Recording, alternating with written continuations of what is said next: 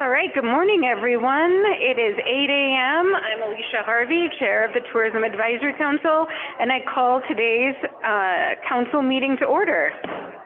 I'm going to start with a roll call of members just to make sure we've got a quorum. When I say your name, please announce yourself that you're present. Haley, here. Nathan, here. Paul, Mike, here. Joan, here. Faber.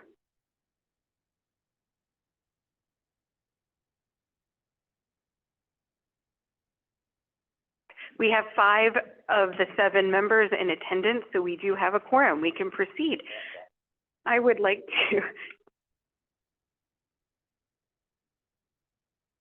to introduce the first item on the agenda, and good morning, everyone. Wasn't it fun at Old Works last night? It was really nice. Thank you, Old Works. Very good, and thank you for all the work that you all did here in Anaconda to make us feel welcome and all the hospitality you did. So I would like to introduce our colleagues at the ITRR, the Institute for Tourism and Recreation Research. They're going to go through our research project proposals that the research committee met this week, and we went through all of the vast array of proposals that came in from the public. And so we're going to present to you the ones that we're going to recommend to the council that we move forward with ITRR learning more about, and they're going to explain that. There's many proposals we received that we are not going to recommend moving forward, and we're happy to take questions on any of those. So with further ado, I'm going to pass this over to our colleagues at ITRR. Good morning. Thank you. Can everyone hear me? Great. I'm Melissa Weddle. I'm the director of ITRR. And before we get to the projects, I have a presentation that we're kind of walk through what we do, how we do things, how we collect the data. We'll also talk about our fiscal year 24 projects and how those are going. And then we have some exciting announcements about some new data that we're going to be able to offer. So I wanted to let you know that that's kind of where we're going right now. Megan and Alina will also get up and speak on some of their slides. So we have part of the team here to share their work. Some of you can see this is a Beartooth Highway. I'll talk a little bit about this project, but we're going to go over data collection methods. I mentioned our current projects, some of our research impacts. I have been on the job a little over a year, so I want to share some of our accomplishments. Thank you. I survived the winter last year. And some of these research ideas and projects so we can make sure that we get feedback from y'all. So who we are. We have been around for 36 years, and it was so insightful of Montana when they created the lodging tax to put off a small sliver, 2.5%, to create a research institute. We function very similarly in some states to tourism extension. They do a lot of this research at a land grant institution. So we work with our colleagues that do that. We are located in the WA Franke College of Forestry and Conservation at the University of Montana. That's for a variety of reasons, which I'll continue to share through this presentation. And then we do get additional grants. We will talk about, we work with the National Park Service. We're part of a much larger team that received a $40 million contract for 5 years to do socioeconomic monitoring.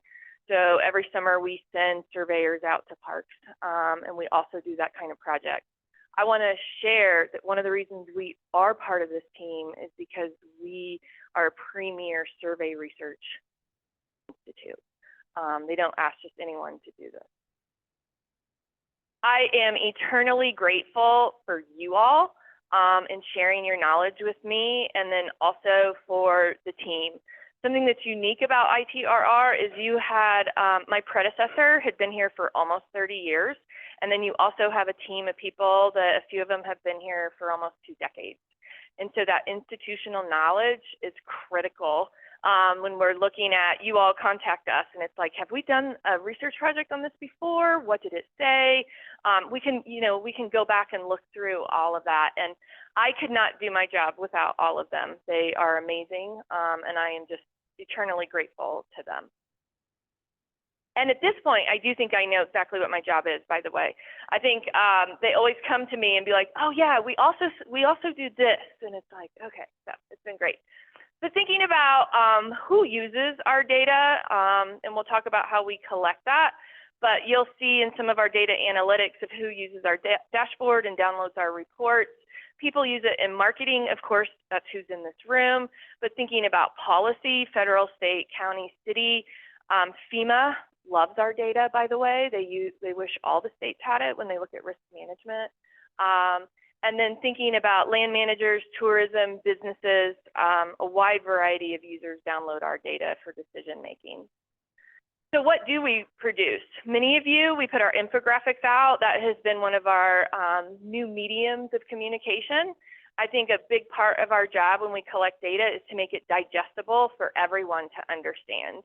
I also think that's one of the hardest parts of our job, is to say we have talked to thousands of people. How can we take this and make it understandable for everyone and give you the data you need to make the decisions and get the money?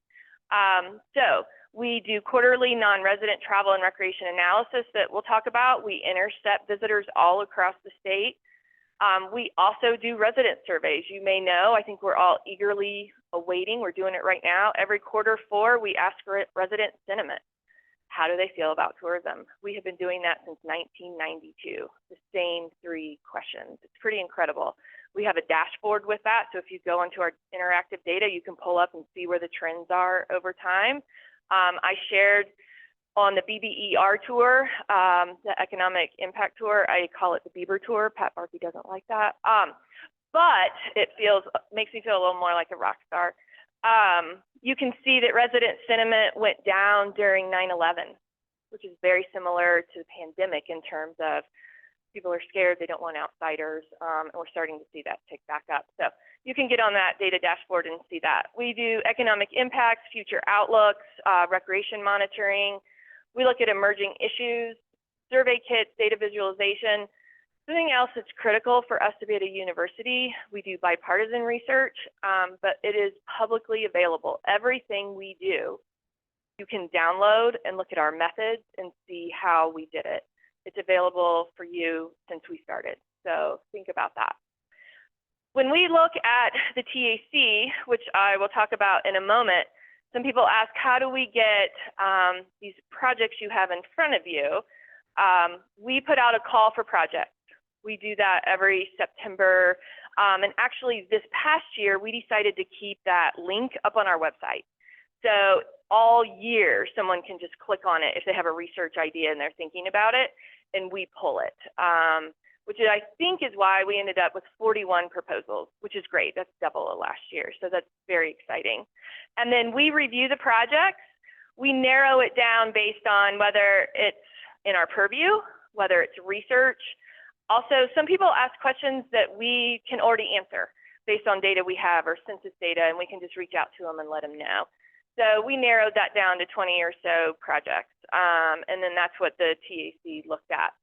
And you can see we look through approval in the winter, we do listening sessions, we conduct the research, and then we analyze the data and put together the report. I just want to mention how critical it is that we have a tourism advisory council, and it's not just because they're in the room, but without them being in their regions and being on these calls and helping us decide and learn what these research projects are for, we wouldn't be able to do our work.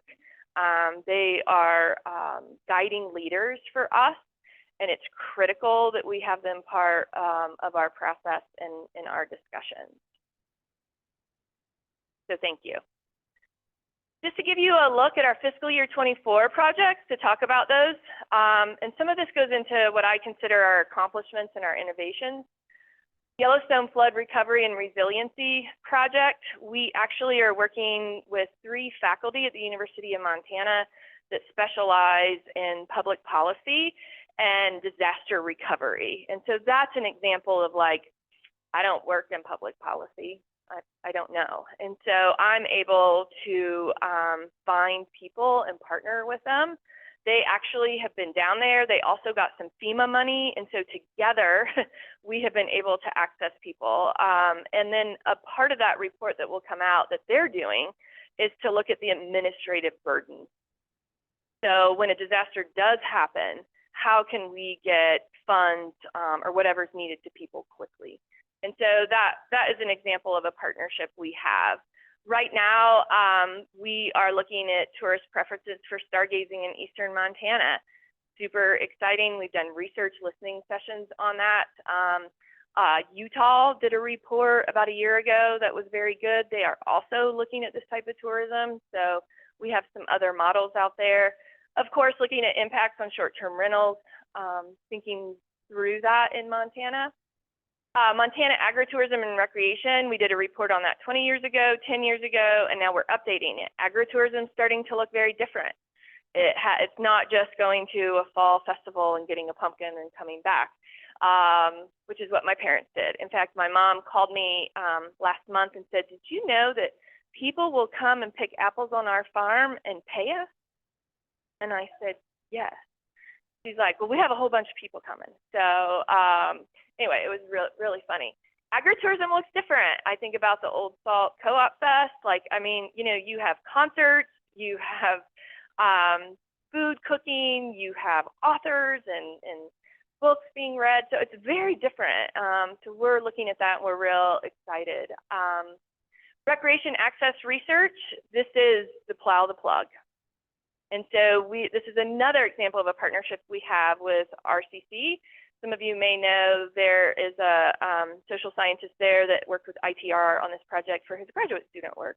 So he's intimately aware. So we have been down there. We've done some summer research, winter research is coming up. I drove the Beartooth Highway, and I just want to tell you two things. It is not for the faint of heart. I sweat through my flip-flops and my shirt. I had to stop and take a break. And I have traveled in 49 states, and I think that is one of the most spectacular roads I have ever been on. Yes, it was magnificent. I'm not really interested in driving it again. If you all want to invite me, I'll ride with you. So yeah. But we are also serving the communities, and that's an example of another partnership that we're able to work with people that have different skill sets, different knowledge in areas, and we can put our resources together. And then we will be putting together a report, taking the data we already have, looking at who's coming to eastern Montana. And again, you all have this. You have the sheet in front of you on the other side. These TAC approved projects change every fiscal year, but this ongoing annual research stays the same. So it's a pretty heavy plate.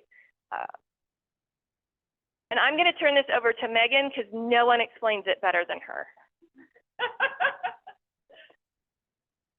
Good morning. I've talked with many of you about this, so I'm sorry if it's repetitive for some of you, but I think it's awesome to understand what we do, how we get the data. Feel free to ask questions if anything isn't clear. Those of you who have been around a long time might remember we used to do our non-resident study for 1 year every 5 years. And then after the Great Recession, with gas prices changing so rapidly, things were just changing so quickly, we've continued to do this project on an ongoing basis since July of 2009. When you go to our website and you use the interactive dashboard for non-resident visitors, this is how we get that data for you. We use an iPad to collect a set of upfront data. So we ask all the spending information up front. We have surveyors on the ground. We're in over 65 communities in Montana collecting data. I was just at a conference last week in North Carolina with other survey research organizations from other universities across the country. They're so jealous of the program that we have because no one is able to drill down the data locally like we are. And that's because we're in your communities collecting the data. We're able to drill it down to that local area. So we ask the questions on an iPad up front, and then at the end of the iPad survey, we give the respondent a follow-up survey to take with them that's in a pre-addressed postage paid envelope where they can fill it out and send it back to us, or they can do it online. There's instructions inside. They fill it out and send it back. They're entered into a drawing for $1,000. We used to do that for every year. Now we're doing it every quarter. So we tell the surveyors, tell the respondent, like, you have a 1 in potentially 3,000 chance of winning $1,000. That's a pretty good odds. So trying to increase that response rate, because that's where we ask on the mailback survey, activities people have participated in, sites that they visited. We have them trace their route through the state, and then when we enter the data, we click on each community they went through. That's how we can determine % of visitors through each community. So we're really able to understand what they're doing when they're here, how long they're here. We ask up front for their spending information for 1 night or 24 hours. We have a method as to how we ask which time frame. But on the mailback survey, we can ask them to input up to 8 nights, where they stayed, what types of lodging did they use, and how did they book that, which is very interesting. I know that people are curious about the booking through OTAs and that sort of thing on the state website. So we have that information as to how people are booking their reservations. And then how we understand the total population. So we have these surveyors out there talking to individuals. They also do proportion counts. So as people are entering the state, if they're driving in, we're at highway entrances around the state, looking at proportion of resident to non-resident vehicles. Yes, we're observing license plates. Use the mobile location data to kind of look at how our upfront observations are matching up with some of that data, but Montana's just not there yet, right? And then we're also at airports. So if you've ever been asked when you're flying out of Montana, getting on the plane, are you a Montana resident? The person just asks you yes or no. We're getting a resident to non-resident proportion. We apply those proportions to the total deboarding information that we get from the airport. That's another piece of our visitation model. We put all this information into a model, including we weight the data based off of where they're entering the state because we know volume as to where people are coming in. And that's how we understand the total population. So as I mentioned, we have surveyors all across the state. Those are kind of some circles as to where their territory is. So they each have a home community, and then within about a 2-hour radius within which they travel to collect data for us. As I mentioned, we're in over 65 communities across the state. So even if we're intercepting someone in Missoula, they could have spent time in Miles City, and we're asking them about their whole trip. So we don't necessarily have to be in every community, but if you think about Montana and people coming across, we're at gas stations, rest areas, and airports, and that always sounds so funny to people. But those are neutral travel locations. So when we think of tourism, we think of vacationers, right? But we also are looking at people who are here for business or people who are just passing through. They'll spend on average 1.3 nights. So they're staying in our hotels, they're getting gas, they're buying food. So we're looking at all non-resident visitors to the state, and then we're asking why they're here. On our website, you can look at stuff just based on vacationers if that's just what you're looking at, or just people who are here on business. So you can look at the data in all these different kinds of ways. But that's where our folks are. They do amazing work. They are out there all the time. I was saying at this conference, we were talking about how to retain employees. And I said one of the best things for our surveyors is when they intercept someone out in the field and and they say, hey, I use your work all the time. And they call me and they're like, I'm so excited. Someone says that they use our work. And Joan ran the entire surveyor in Conrad and was like, yes, I've heard about you for so long. So please, if you run into our folks out in the field and you do use our data, please tell them how much you appreciate it, because we can tell them all day long. But it means something else for a stranger to be like, we love your info. This is our website. If you haven't been here before, please check it out. If you have any questions, call us. Anyone in our office is happy to walk you through things. We have so much information on the website, and I know that sometimes you can get down a rabbit hole and you're not sure what you're looking at or not sure how to find something. So we have our interactive data, which is on the bottom left there. That's where we'll take you to all of our dashboards where you can select the data. You can run crosstabs, which for non-academic speak. I was just looking yesterday when Coraggio was talking about their asset information that they looked at for the regions. We asked last year. So Melissa mentioned our resident attitudes we ask every year. We have 3 questions we've asked since 1992. And in the past few years, we've added some additional questions like, what's your community size? Do you live in a rural area? And so looking at how long have people lived in their community, because that does change attitudes or can. But we also last year added, my community has the necessary amenities to support tourism. So as Coraggio was up here, I went on our website and I pulled that up and I ran it by region because they talked about how they went into the regions and they looked at assets. So we have that information on our website, and we're asking that again this year. Again, the same statement, so we can look at trends of that data. So you can look by region, whether folks who live there feel that they have the necessary amenities. When we ask questions of these residents, which again, we can intercept someone from Southeast Montana and Central Montana, just as long as they're a resident, because we ask their county of residence, and then we weight the data based off of male or female, because that's the census information that we have. We collect the data for 3 months. We'll probably intercept 4,000 to 5,000 residents. That's a pretty good understanding of statewide. And then we weight that data based off of where they live and whether they're male or female to represent the population of Montana. We have that information, all of those interactive dashboards. You can go on, plug and chug with the data. I say years ago, we had our original interactive dashboard won all these awards, and now it's so antiquated. We have these lovely dashboards that you can combine years to look at your area. The spending and economics, of course, that's what most of the people in this room and want to know is who's coming, how much are they spending, that sort of thing. That's all on there. Our publications, you can search our ScholarWorks page. I was talking to Brandy from the National Park Service. You can go on and search Glacier. You can see every project we've done there. Geotourism, and it'll bring everything up for you. So you can search our publications. Most recent findings is what we've put out most recently, of course, and then survey kits, which I will talk more about. So we provide a service. I always, when I'm talking about this, say this is not a sales pitch. Trust me, we don't need the very small fee. It doesn't even cover our costs. We do this as a service to Montana communities. We have on our website a template that you can look at what the template looks like. We build off of that. So it's for communities to understand either who's coming throughout a season or a certain event. So you can pay us a fee. The fee depends on the method. So I was talking with Alex yesterday, and she had this understanding that the survey kits had to be done on site. And that used to be the case, but now with technology, if there's an event, and Diane has used our survey kit a lot, and we've done mixed methods for her. So if you have an event where people register and you have their email addresses, we can send that survey to them via email after the event has ended. You don't necessarily have to find people to collect data on site. What we've done for like Spartan Race and what Alex was talking about with a car show is you could send an email link to those registered participants after the event, and then you can also have people on site. It's your responsibility as an organization to find the data collectors, but have people on site who collect data during the event for spectators. So you're looking at who's coming to the event, either they're registered or who's coming as a spectator, and so we can understand who's coming, what, how much they're spending in the community. We have satisfaction questions. You can take a look at the template. We can alter the template to be more applicable to your event. We design the survey, talk with you about how the event is set up, and then the best ways to collect the data at the event. And then we send it off to you to collect if you're doing it on site, or we send you the link, send off to the folks whose email addresses you have. We then get the completed surveys, we run the analysis, we write a report, and give that to you. So a lot of organizations who are doing grants, the Livingston Yellowstone Harvest Fest just was a few weeks ago, just talked with the gentleman this week, like all the data is in. I have a report due to the state, whoever that's to. He said, I need the data because I have a report due. So a lot of people are using these survey kits to get grants or apply for funding for certain events. Get back over to Melissa to talk a little bit more about our dashboards. Sorry, I'm more in depth about them. Megan makes a lot of the magic happen. She hires the surveyors and takes care of that. And so I am so grateful for all the work that she does. And as you can see, she can explain it much better. So thank you, Megan. These are publicly available dashboards. You can go onto those. As Megan mentioned, we have some legacy, which I know some people are very attached to. The only issue with the older dashboards is you can't combine years, but you can see we even have, our resident surveys up, everything's up. You just click on it and can connect things. I want to talk about a new and exciting development that we're working through.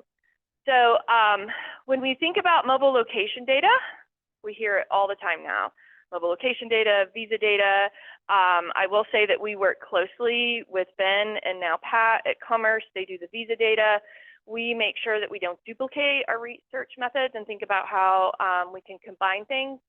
So we are working on a new insight platform that will not be publicly available.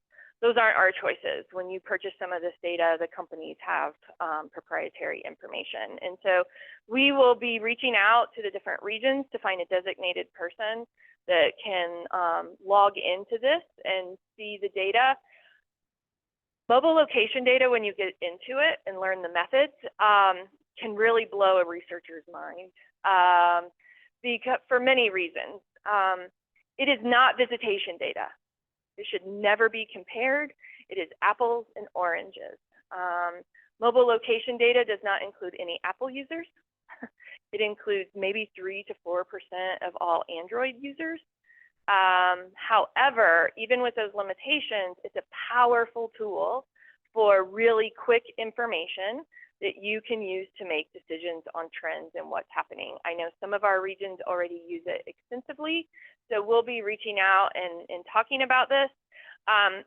We do have concerns about mobile location data in regards to privacy laws. You may know Canada and Europe, it's hard to get. They have privacy laws. You're not getting it from China. So different international visitors, we won't have information on that. The United States could follow these things. It happens all the time that apps decide not to share their data, and so then you'll lose a whole chunk that falls off. So we're excited about this new development and looking into it as researchers. We think it's part of our research suite. I was at a conference this summer where a gentleman presented, and I really enjoyed his presentation in that he talked about, and I should have looked this up, What is the big, is it Marvel, the movie that you get all the different stones? What's it called? Yes, Avengers. He was talking about data like that there are different decisions that you need to make based on the type of data, and that each different type of data builds into the whole, all the different stones. And I was like, you know, that was a really good explanation, because not one type of data is going to answer all your questions. And so we're looking at different ways to do that. So this is very exciting. I want to share a little bit about our research impacts, our scholar works. We have about 15,000 downloads of our reports every year. We have had almost 100,000 downloads since we put it online in 2014. And then about every quarter, we have 2,000 people logging onto our site and creating interactive dashboards. So I look at this and think about our value and how many people use it. Also thinking about data usage by type, we do ask folks when you log in, like what you're using it for. You can see most people are using it for marketing and reports, but look at economics, business planning, presentations, real estate, school, land planning, policy decision making. Like, it just goes to how broad our data touches different types of people and industries. And then in 2022, we surveyed almost 7,500 visitors and 11,000 residents.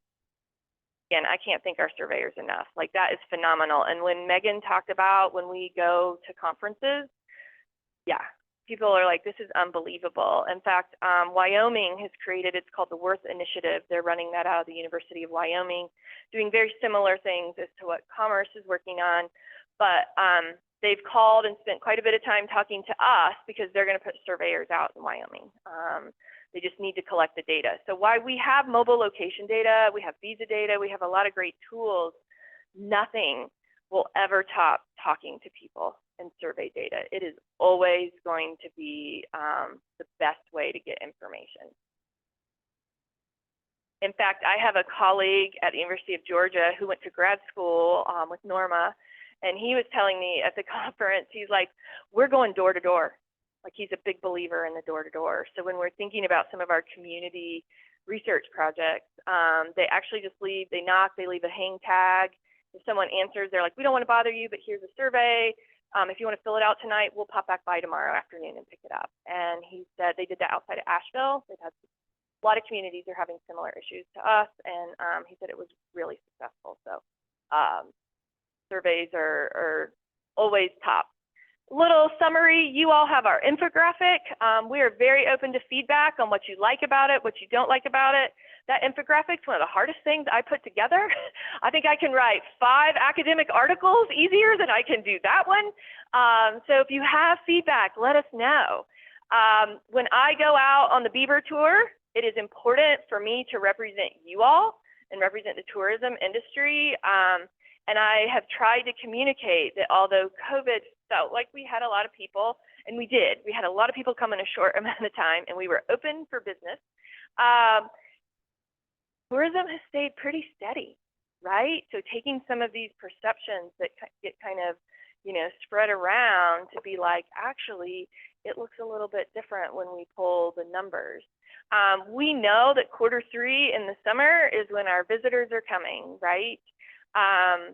We also can look, these are the estimates we have on that infographic, where people are spending their money. In our next slide, this is what Megan was talking about, because we have surveyors in regions and communities. We can break this down. Kara does a fabulous job with our economic impacts. She averaged the 2021-2022 estimates here. You can go online. She gets that up sometime in April, because you have to remember, a lot of our counts and our money, it's not like December 31st, we get all the data in. It's not how it works. We wait for 6 to 8 weeks. We've got to wait for DOT to update their numbers. We've got to wait for all these people update their numbers. And then we also have surveys that continue to come in. So we try to give all of that plenty of time. And then looking over time at some of our travel expenditures and visitation trends, you can see I kind of mentioned around 2018, 2019 was the heyday. and we've kind of stayed in that range. A dip during the pandemic in expenditures and visitors. You might ask, why are expenditures higher? Well, it's inflation, and people spend more time traveling in Montana by vehicle, and fuel is really expensive. So we look at spending with fuel and without fuel. And I like to look at these trends over time. I want to kind of hit home, especially in a state in Montana. In fact, most states that I've lived in, tourism and outdoor recreation have a symbiotic relationship. They are together. And so when people come to Montana, when we ask them, you can see natural resources are the top 8 out of 9 reasons to vacation here. I mean, coming for our parks, coming for our mountains, our forests, our open space, wildlife. It's not like people come here and we say, well, you might see an elk. We're like, yeah, that's why people come. And so when we think about like our role, we do tourism and recreation research, thinking about how we use rural development and funding grants, creating recreation assets, and developing that outdoor infrastructure can really lessen some of the resident sentiment on tourism too.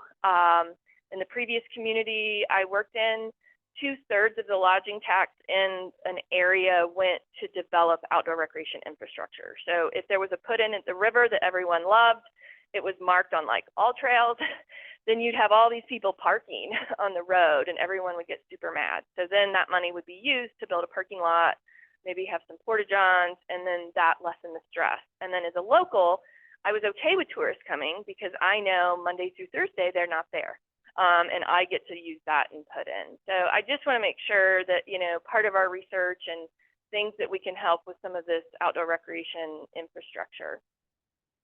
I am super excited to talk about some of our accomplishments in the past year.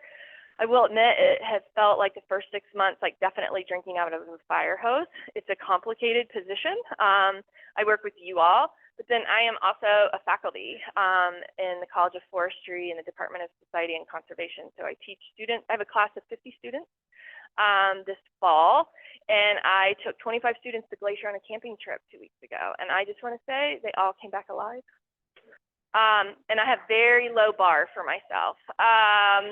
But that, for me, as a Parks and Rec and tourism professional, is like a dream come true. Many of the students, it was their first time camping ever. So I was like, whose first time camping is in? I don't know where you go from there.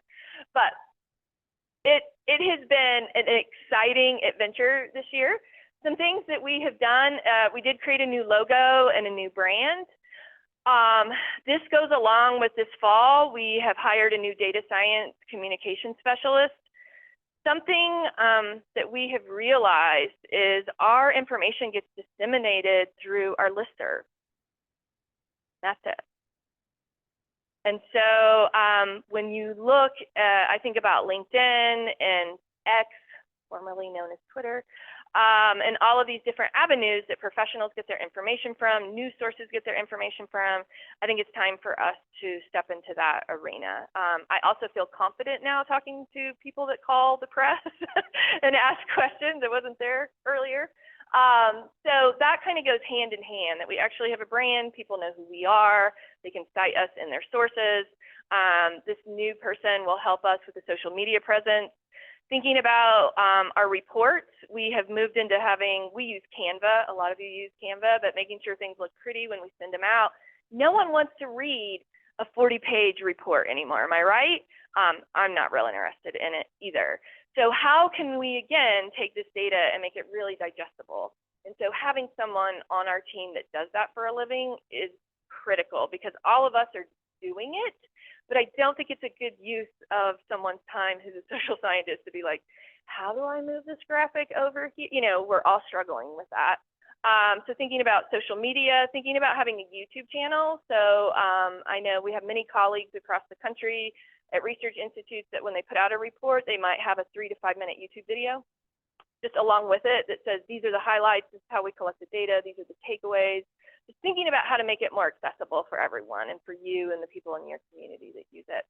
We did create that annual infographic, thinking about ways that we can get that information out. You can use it.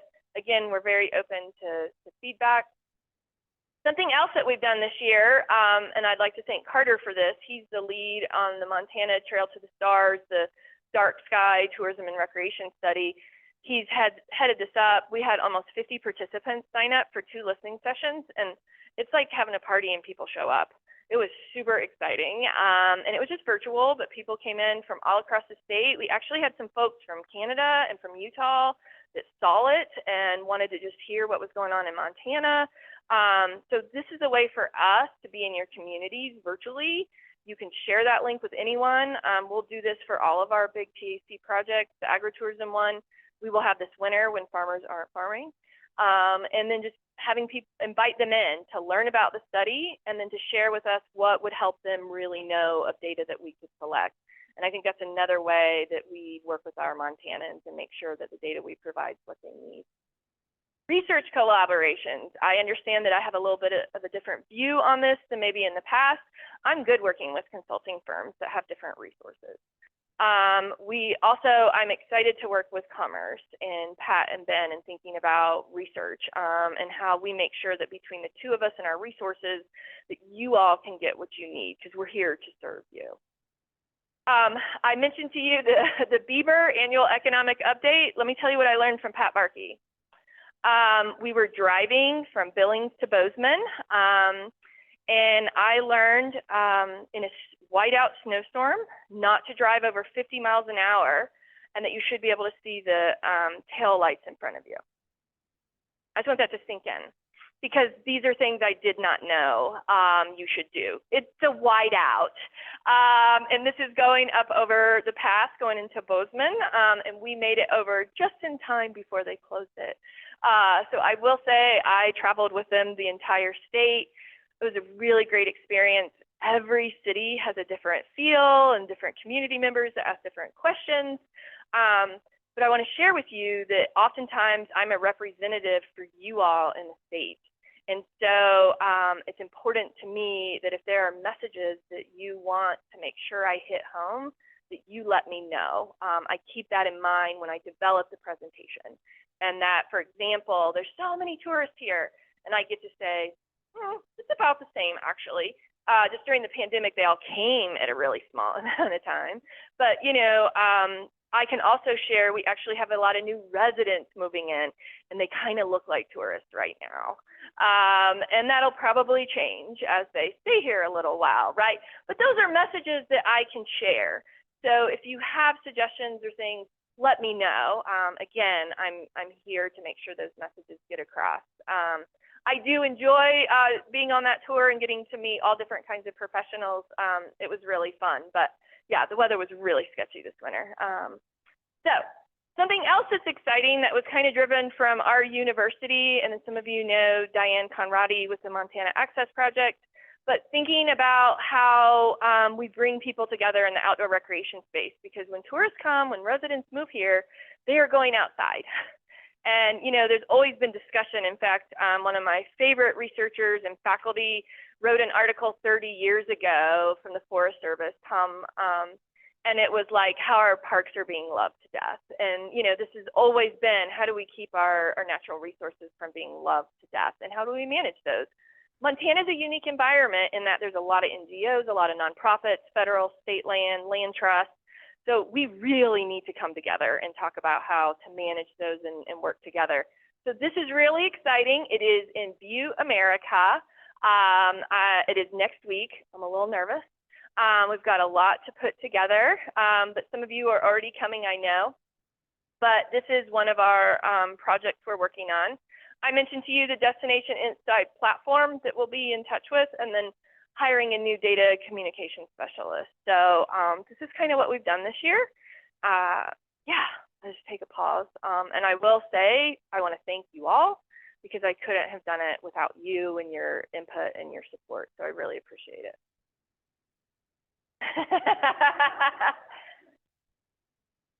All of your input, thank you. Okay, thinking about a 2023 kind of travel update. I've heard, and I don't know, y'all need to help me come up with the word. for the Beaver tour. Soft start, more manageable. You know, I'm thinking about all these different words. I feel like depending on your region, I think about like Missouri River. Rivers were really flowing this spring. In fact, we had friends come out and paddle with Nicole, loved it. Amazing trip. You know, the river was really good. Some people in the West had a really soft start to summer, and that picked up later. So it really depended. I keep hearing for the most part, everything's kind of shaken out. But I pulled, I always do this, pull all the national park visitation data, which is available for you. We have a data dashboard for this. Remember, 2023 is not a full year, but you can see Yellowstone's already where they were last year, just in October. I mean, the flood, you know, so they have definitely recovered. We were just talking about Gardner. I drove through Gardner. It was spectacular. It was full. All the flagged line, I mean, it was pretty cool to see. So, you know, thinking about recovery there. Glacier's a little down, thinking about what that looks like, but I look forward to pulling that data and seeing what 2023 ends up being. It's also hard because everyone says, and I say everyone, so many tourists. And now you hear like, we don't have enough people. We need more people. And so it's always, you know, who you're talking to and what that audience is. So I'm going to turn it over to Alina to talk a little bit about our national park collaboration and some of the work we do with that. Yes. Well, good morning, everybody. My name is Alina Biggert. I'm a social scientist at the Institute for Tourism and Recreation Research, and I'm also a research faculty member at the Department of Society and Conservation at the College of Forestry at UM. Teach classes on interpretation, national parks, and outdoor recreation. So in ITRR, I'm mostly involved with this National Park Service project together with my colleague Carter, who is here online joining us and listening to us today. So as Melissa mentioned, so we received 3 years ago, we received a grant, IDIQ contract, indefinite delivery, indefinite quantity, together with 2 other companies, TAC based off Oregon and also RRC Associates based in Boulder, Colorado. So we're one of 3 partners on this contract, which is very exciting. So the main thing we do is socioeconomic monitoring, and we work really closely with the NPS social science program based on in Fort Collins, Colorado as well. So what we do every year, and this is a contract for 5 years, we survey 24 park units all over the country, different park units, recreational, nature-based, historic, all sorts of them. So they are randomly selected by the social science team. And so this is our year 2, coming into year 3. And so you can see those parks that are here that we collected data at. ITRR was responsible for those parks in 2023. Right. So Great Basin National Park, Badlands, Lassen Volcanic, Grand Course Range here in Montana, Canyon de Chelly National Monument in Arizona. So we actually just finished data collection. In September was our last park, Canyon de Chelly. So what we do, we organize all the logistics and we hire students and we're there on site collecting data. Our methods are very similar to the methods that Megan discussed. Basically, we start with the intercept survey. We randomly survey visitors at this Park Service units and ask about their experience. We ask about what they're traveling with, where are they coming from, what are they doing here. So the modes of travel, and then which entrances they use, how many days they spent in this location, where do they stay, all those things that are very interesting to learn about the visitors. And then we give them this envelope and ask them to fill out the mailback survey after their trip is over. And this is about their whole trip. So we know, okay, they visited Great Basin National Park, but maybe they went to some other Park Service units or somewhere else, and how they traveled, airplane, helicopter, whatever. And then we analyze this data. Usually we give it about 2 months to collect those mailback surveys from all those parks. And our office at the University of Montana collects data for all 24 Park Service units. So it's actually in Carter's office. And if you walk to his office, we have those mailback surveys all over the place. And we also hire students to actually enter this data. So, and it's very exciting. It's a lot of work. And then our partners in RRC Associates in Boulder, Colorado. So they actually do all this magic with the numbers and create beautiful graphs that analyzes all this intercept data and also this mailback data. And then we write the reports for that. So, and that's really exciting because for some of those park units, this is the first time they do studies like that. Some of them have done that before. In 2022, I led the effort in Guadalupe Mountains National Park, the small park, relatively small park in Texas, and they've done it for the very first time. So their superintendent was super excited to see the results and was very, very supportive of that effort. So now we're approaching year 3, so we're also discussing who is going to coordinate which parks, and so maybe next time I'll update you about that. And also you see here, so far I talked about socioeconomic monitoring, but in addition to that, we are also involved in other projects because how this IDIQ contract works, TAC, the main grant holder, they receive task orders from the social science program of the NPS, and they tell, like, this is the need, this is what we'd like you to do. And so these are just some examples of the projects that we've done in 2023. So wildland fire communication survey, for example. So there's a need to communicate information about the fire in a digestible way. And there's a need to understand what's going on so people understand why we do prescribed burns, why we do this, this, and that.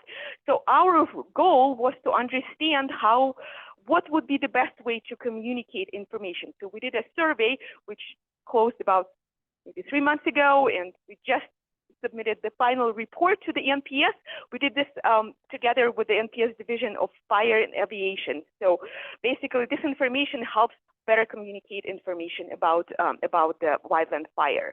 National Survey of Educators, really interesting project. So we work together with the Park Service to understand the needs of teachers and the role of the Park Service in the greater education system. So how can we work better with teachers, which programs will benefit teachers K3 to 5. So we did first the qualitative study, did some interviews with teachers working with the Park Service, and now we're developing a survey to understand, to survey teachers who participate and not participate in the Park Service education programs, to understand constraints, to understand opportunities. And the final one here in the agency PASS program, basically understanding all the confusion about America the Beautiful and all those different options to enter national parks, and what are some of the challenges and how we can make it more easy for people to navigate that. Super exciting project. We're going into year 3, so I'll keep you posted about other parks. Thank you so much. Thank you, Alina. You can tell we're in the right jobs because data really excites us. And I also want you to look at the other universities that are part of this program. We do get a majority of the work, and so it shows that we are a premier research institute. And I think this illustrates that. Okay, up next, the fiscal year 25 TAC project proposals. I put this on your table. Some of you might have to share. One side has our ongoing projects, just so you know, that's what we do every day. Kind of like making hamburgers at McDonald's. This is our main bread and butter. And then thinking about these research projects. What happens is we will take this. We enjoy your feedback, even if it's not today. You email us, give us a call, tell us what you think. I will spend this winter. What I do is I take our budget and look at how much this might cost based on research methods. Is it something we're just going to buy a panel for, or is it something we're going to send surveyors out and kind of look at what we can afford to do? Also, how much time we have and how much time this project might take. We all are a small team, and I just want to mention, for the amount of money we get, I think, offer you an amazing value. We put out an enormous amount of research for that. So thinking about Eastern Montana, and to me this is tied with rural tourism. You know, I think we have the Trail to the Stars this year. Thinking about the Montana Dinosaur Trail or different types of paleo tourism and what that brings. The economic and social impact of the Montana museums on local communities. I know Alicia has talked a lot about this. Do we know visitation? Do we know how much people are spending? And how can we ultimately use that money to advocate for more funding and more resources? This has come up before, the impact of conventions, meetings, and retreats in Montana. thinking through if people are choosing to come here for that. I do think we've talked last year a little bit, size has something to do, you know, in airports and of course winter. The impact of guided hunting and fishing on non-resident expenditures. I think we've done 2 of these reports in the past, if I'm right. This was brought up again. Looking at the Flathead Lake levels, it sounds like there's some other organizations that are doing that. Maybe we can talk and partner. But thinking about how this impacted the economy, and then I think anytime we do this, when we think about resiliency, is if we survey business owners or ask how lower lake levels impacted them, that we start to ask, what are future solutions? How would they like to see this handled if it happens again? And for many things, not if it's going to happen again, it's when it's going to happen again with some different natural disasters. And so I think it would be very forward thinking of us to ask them what this looks like in the future. Factors influencing vacationers not to visit to Montana. There is some research out there in other states in terms of certain locations. This is a really challenging survey project. Anytime you want to find not visitors, no respondents, don't do it, it's just tough, right? This is kind of a panel. We could probably find someone that maybe visited Montana once and hasn't come back. And we might find people that choose our competition versus coming here. And then the next question becomes, when we do know that, there might be some things we just can't do anything about, whether it's inflation or travel time or family situations or international borders are open. All my friends have been to Iceland and Japan. I have not, but that's what my social media looks like. And I'm like, wow, that's really nice. But we must live in different income brackets. Factors influencing vacationers, yep, not visiting. And then this is a call I've gotten, and we actually have a meeting with some folks there. I think they have a pretty active volunteer group. And this is an example, like Mike was super helpful from the TAC, helping me understand Canyon Ferry Lake and kind of the visitor use and what that looks like. It is on the Bureau of Reclamation. It's an agency I really haven't worked with much, but what does this look like? There seems to be some issues, I think, with some overuse and some crowding and different things. So these are our proposed projects. And again, these things are open for feedback. You can let us know. Some look good, some don't, or these are the things we'd need to have data from. I was just going to say, on the resident side, we've talked a lot with Diane and Racine about some needs from understanding resident sentiment and resident travel within the state. So we're working on developing some stuff for quarters 1 and 2. We change the resident questions every quarter. So we ask the same set of questions for 3 months, and then we give folks a new set of questions. So just know that we're working on that. So if you have any feedback or would like to chat about understanding resident sentiment, resident travel, impacts of travel, that sort of thing, please reach out. More than happy to have a conversation. Melissa, this is Alicia. Could you speak to why we don't see any of the Glacier National Park requests on here? Just kind of preemptively before we get that question, to speak to why we're choosing not to move those forward. Sure, that did come up on one of our submissions, and we felt like because you all are doing so much research and have all of those comments, and that the PASS system is changing, and you know they're remodeling things, that until things stabilize, it felt like that research would probably be a duplication. And then also when we do research like that, it's important for me to work closely with our partners. It's not like, oh, someone sees a research project, I don't want this to happen. And then they say, I didn't even know they were doing that. Why are they doing that? Also, I don't want to impede their research. So if we put out a project and they have a project going on, folks usually don't know who it is. And so then they are over-surveyed, and we don't want that to happen. We want your research to be the top priority to make those decisions. So that's why we felt we should hold off on that. That did come up as a suggestion.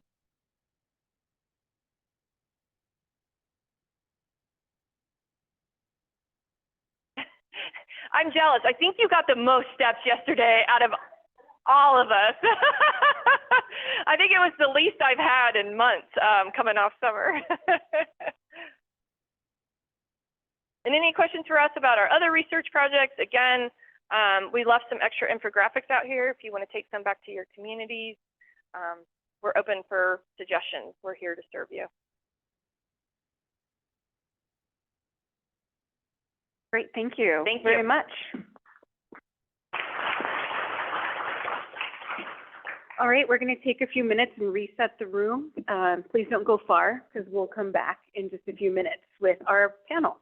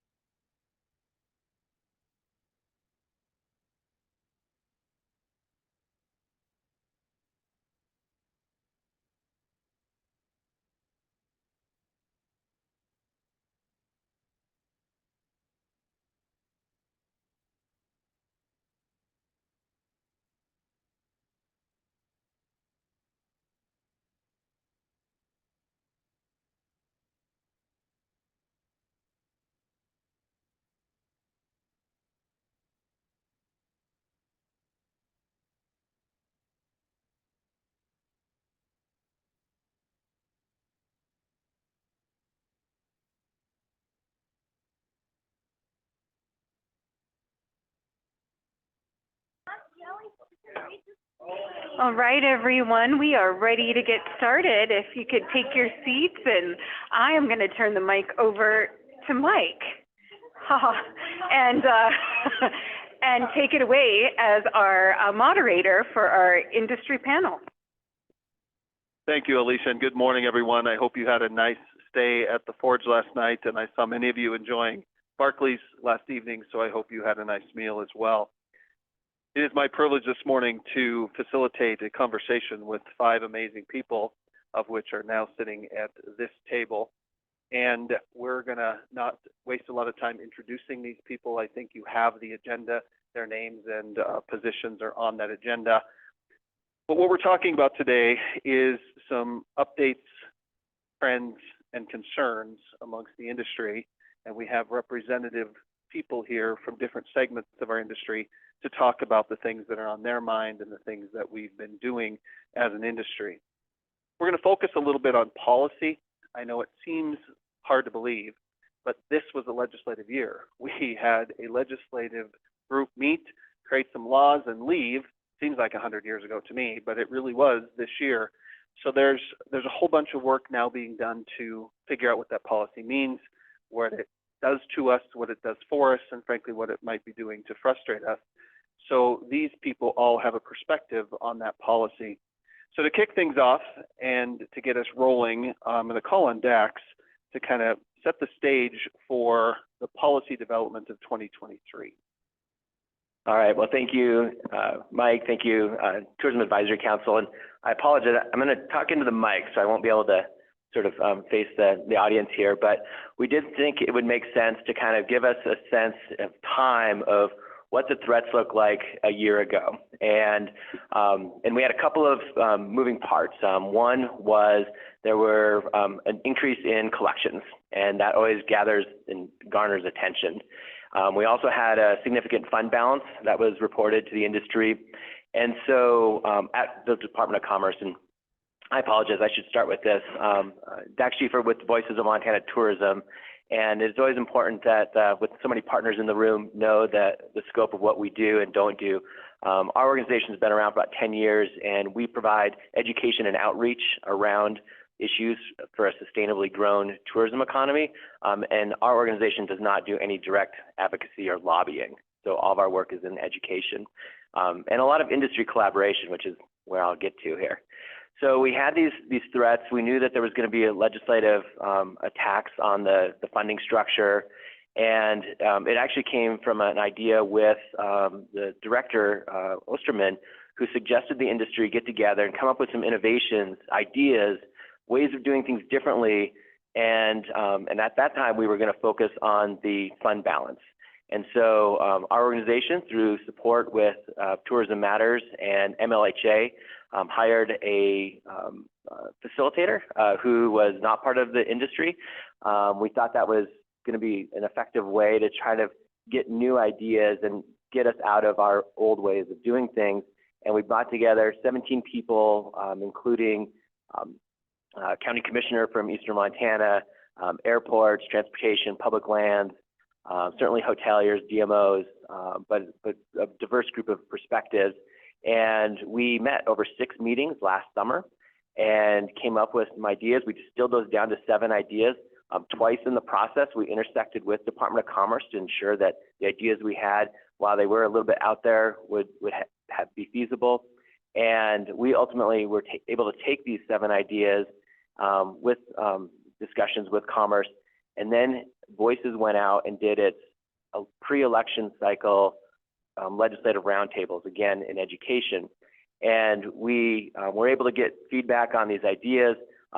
In essence, when you have a program like this, in the situation we were in, the idea was there were going to be these attacks, but that was going to be inescapable, and people were going to have a lot of ideas of how to, whether they move the funding or redirect the funding. But if the industry didn't have a plan, somebody was going to write a plan for us. And so as we presented these 7 ideas, we were getting additional feedback, which ultimately led to the time that we had for the session. And before I hand it to the people who had the lobbyists on the ground in the session, I got to tell you, you look at those 7 ideas. They were garnered. They had some themes to them. They were really to distribute to visitors around the state. They were to address some of the stresses of over tourism. And I'm proud to say that when we saw the strategic plan from Commerce, we saw many elements. Not exact elements. There's still some gaps, some delta of how this is going to all work out. But the concepts were there of how we distribute our visitors around. And so I'll hand it to Diane to kind of get into with her colleagues what they did with the Travel Association, the lobbyists, and how we got together to SB 540. Sound good? All right, good morning. Diane Medler with Discover Kalispell, but I'm here at this table today as a board member of the Montana Travel Association. I also want to introduce 2 other board members in the room, Alex Tyson, who you all know and love, and Whitney Bergman, who is also on Montana Travel Association. So you may remember, I know Dax had introduced the Travel Association about a year ago or more. It was formed with a broad industry perspective. So we wanted representation by a board that was not only diverse geographically, but also by industry sector. We wanted to give a voice to the collective statewide travel industry. So the board represents, is 11-person board, and it represents private business, marketing organizations, lodging, economic developers, DMOs, and travel-related associations. But it was also formed to be a partner with the other industry advocates, to really be a partner to help build a sustainable tourism economy and to address operational challenges to allow tourism businesses to thrive. The MTTA was formed. We secured the board of directors, contracted lobbying services, all within literally a few months. So the first board meeting was October 2022, and the session started in January. So it was fast and furious, thanks to Dax's leadership there. As some of our legislative priorities, particularly in this last session, were related to the bed tax funding and preserving that funding, also protecting the film industry, and those kind of rose to the top at the last session of what our lobbyists focused on. But as we develop and refine our Montana legislative priorities in looking at that more diverse travel industry lens, we may also advocate on national issues that would impact Montana. So some examples could be U.S. travel priorities, improving air travel, air transportation, expansion of work travel visas, lessening the time for travel visas from certain countries. So that is how kind of our priorities the last session and how we're looking forward with the lens of that broad travel industry. So I'll hand it off to Racine for Tourism Matters. Great, thank you very much. My name is Racine Freedy. I'm the CEO of Glacier Country Tourism. I'm also the chair of Voices of Montana Tourism. I served on the Travel Alliance and Roundtable Group that's been meeting the last couple of years. I also serve at the national level of Destinations International, both on the Advocacy Committee and the Sustainability and Stewardship Committee. But today I'm here talking on behalf of Tourism Matters to Montana, which is all the amazing DO leaders that are in this room today. And how we kind of addressed going into the session was, again, looking at the roundtable innovation ideas that we came out of, and really trying to look at the big picture of those. And the first and foremost of every session, is making sure that we were supporting the both the state and the U.S. Travel industry issues, making sure we are sustaining good policy or creating good policy and keeping our funding intact, making sure that we have all the resources that we need. And then also specifically going into the state is making sure that Brand MT's funding was intact, because they are absolutely critical to what we do all at the local and regional level. And along with those, we also wanted to support the film office and other programs such as grants, Main Street, agritourism, and Indian countries. Those are some of the things that we were very, very specific about in our discussions throughout the session. And then, of course, the big one is also really supporting rural tourism development. There's been an inequity that's been created over the years, and we really saw that come out. We've been seeing it in terms of how different parts of the state weathered the pandemic, and then also the recovery from that. And so we really needed to support rural tourism, and also really supporting the regions and CPBs who are the leaders in those groups and trying to help their communities and their regions come out of that. And I'm going to hand it off to Whitney. Allison, she's next in line. Hi, I'm Allison Whitmer at the Film Office with Brand MT. So for the legislature, our approach is a little bit different because we are part of a state government agency. One of the things we do that runs behind the scenes is with our Media Act tax credit, which came on board a few years ago. We prepare a report over the past 2 years of production with the Media Act and evaluate all the production in the state. And we present that to a revenue interim committee, and that is before session. That's the year before session. So we've done 2 of those. We'll do another one for interim committee in 2024. And that helps everybody in this room and who sits on these boards take a look at where things are going and what's being utilized. And out of that came several legislative efforts to increase the tax credit cap, extend the time, and turn a couple of different other pieces into that legislation, trying to encourage development, things like that. And then also a great number of people, which I thank you very much, worked very hard to make sure that our grant funding stayed in a relevant position legislatively. And so our grant pool now stands at $1.5 million, which is required to be spent entirely in the state of Montana. And we supported over 37 projects last year. So those are the type of things that we look at. And then, of course, lodging for us is very important. So we spend a lot of time working with all of you to know where and when new lodging facilities are coming on board and where we can put our crews around the state that are effective. An example I'll give you is we worked for many years with Butte. We were able to help them land a major television series, 1923, and the direct economic impact of that the production brought back to City Council just in cash in Butte was over $21 million. And so the return of our work in the communities can be really beneficial really quickly. So that's kind of the things that we do. Our office doesn't hire lobbyists, but we take questions and work with other people's lobbyists. And now to Whitney. So excited to get this button push over with. I've been sitting here staring at it with anxiety that I'm going to get it right. Okay, I'm Whitney Bergman. I am here representing MLHA, the Lodging and Hospitality Association. Some of my other hats are I'm the chair of the Missoula T-Bid, and then I'm also on the Travel Association, as Diane mentioned. I am here representing lodging. So I think 540 was the big priority, which has already been kind of discussed by my co-panelists.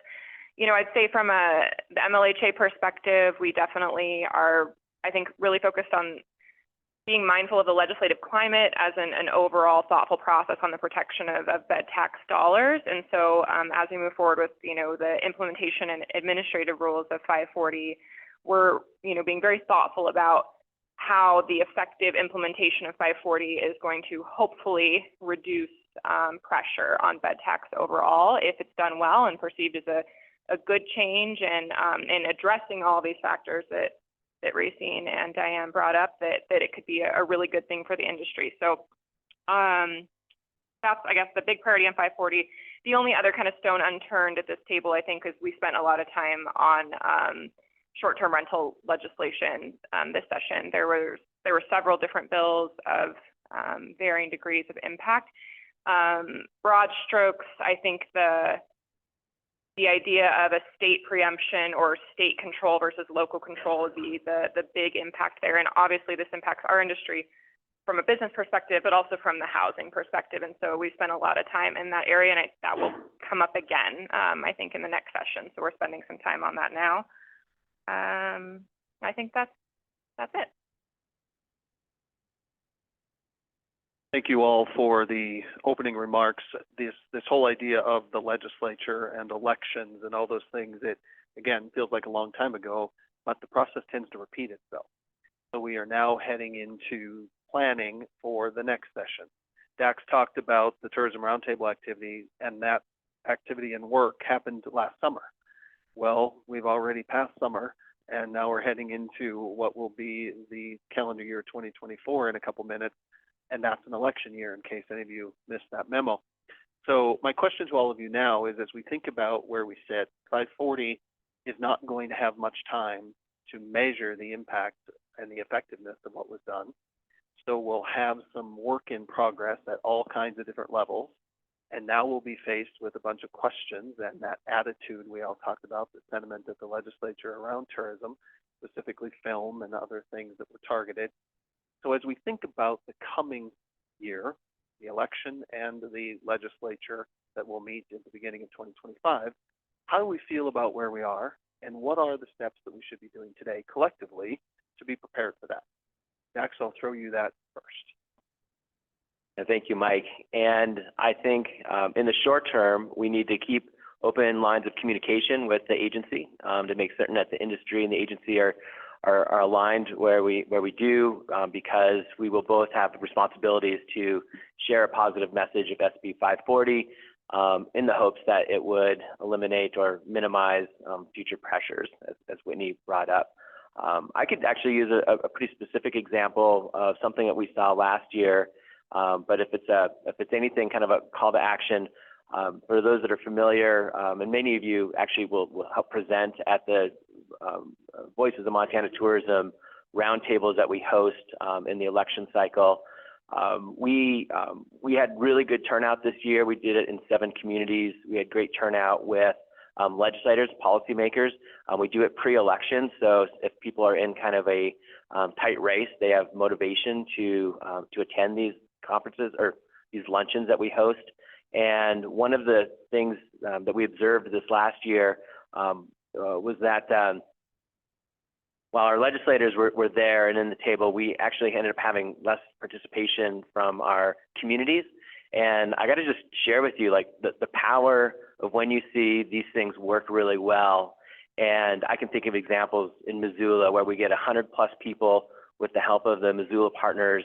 And you go in there and you tell you share the story. And oftentimes these legislators, they don't even understand the real remedial basics of bed tax collections and how those funds are dispersed. So we have to kind of set that stage first. And then you start showing the ROI, and you show that this has been successful, this policy has been wise for Montana, and you get everybody in the room nodding, particularly the audience members. And all of a sudden these legislators are like, well, I didn't think of it before, but that obviously makes a lot of sense. And I'm surrounded by a bunch of my constituents who also agree with that. And I know that really helps the lobbyists when it comes time to, talk about these policies. They remind them of those experiences. And so if there's a call to action, I think with this year, and we can own a little bit of how we market those, but we really want additional partner help to get more constituents in the room, because that is powerful for those legislators to see that it's not us. We could debate if we have interest, maybe we do, maybe we're looking at it from the industry perspective, but when they see their Main Street neighbors in that room, there's real power to that. And so that's one of my takeaways, and we'll be getting that information out for next fall when we're hosting those again. Else want to take a shot, Racy? Yeah, you bet. Some of the things that we're really looking at that is so important, the anti-tourism sentiment this year in the session was really alarming, and it was really tough to overcome, especially when you're in a committee hearing and one of the legislators over to the side is basically has a coffee cup that says "Tourists, get out." And when you're seeing that front and center, we know we have a problem. And so we really have to start looking at the grassroots approach, and we need to be able to get the stories out. We need to be talking about the things that are happening on the ground. There are pros and cons that we are addressing this year, the pros of the good of tourism and the bad. We need to acknowledge bad. We can't just sweep that under the carpet anymore. We have to acknowledge it and say, no, we get it. How do we move beyond this? How do we address this? And so that's where 540, I think, comes into play, is helping us address that, but also being able to work with our communities, not just the legislators, but the residents and everyone else, and learning what those stories are. Learning the stories of what are the challenges that are happening on the ground, what are the pros, the cons, and we needed to be able to get some of the money out into our communities as well. We've got a very short period of time to make a very big impact before the next legislative session, and so that's going to be a real challenge for us. So, Diane, if I could, Racine's sort of preaching what we've been saying for years. Everything she said we could apply to 2 years ago and 10 years ago, and we keep talking about doing it better. Now, 540 presents a unique opportunity to change some injection of funds and to spread some money around, and hopefully that's going to be done well.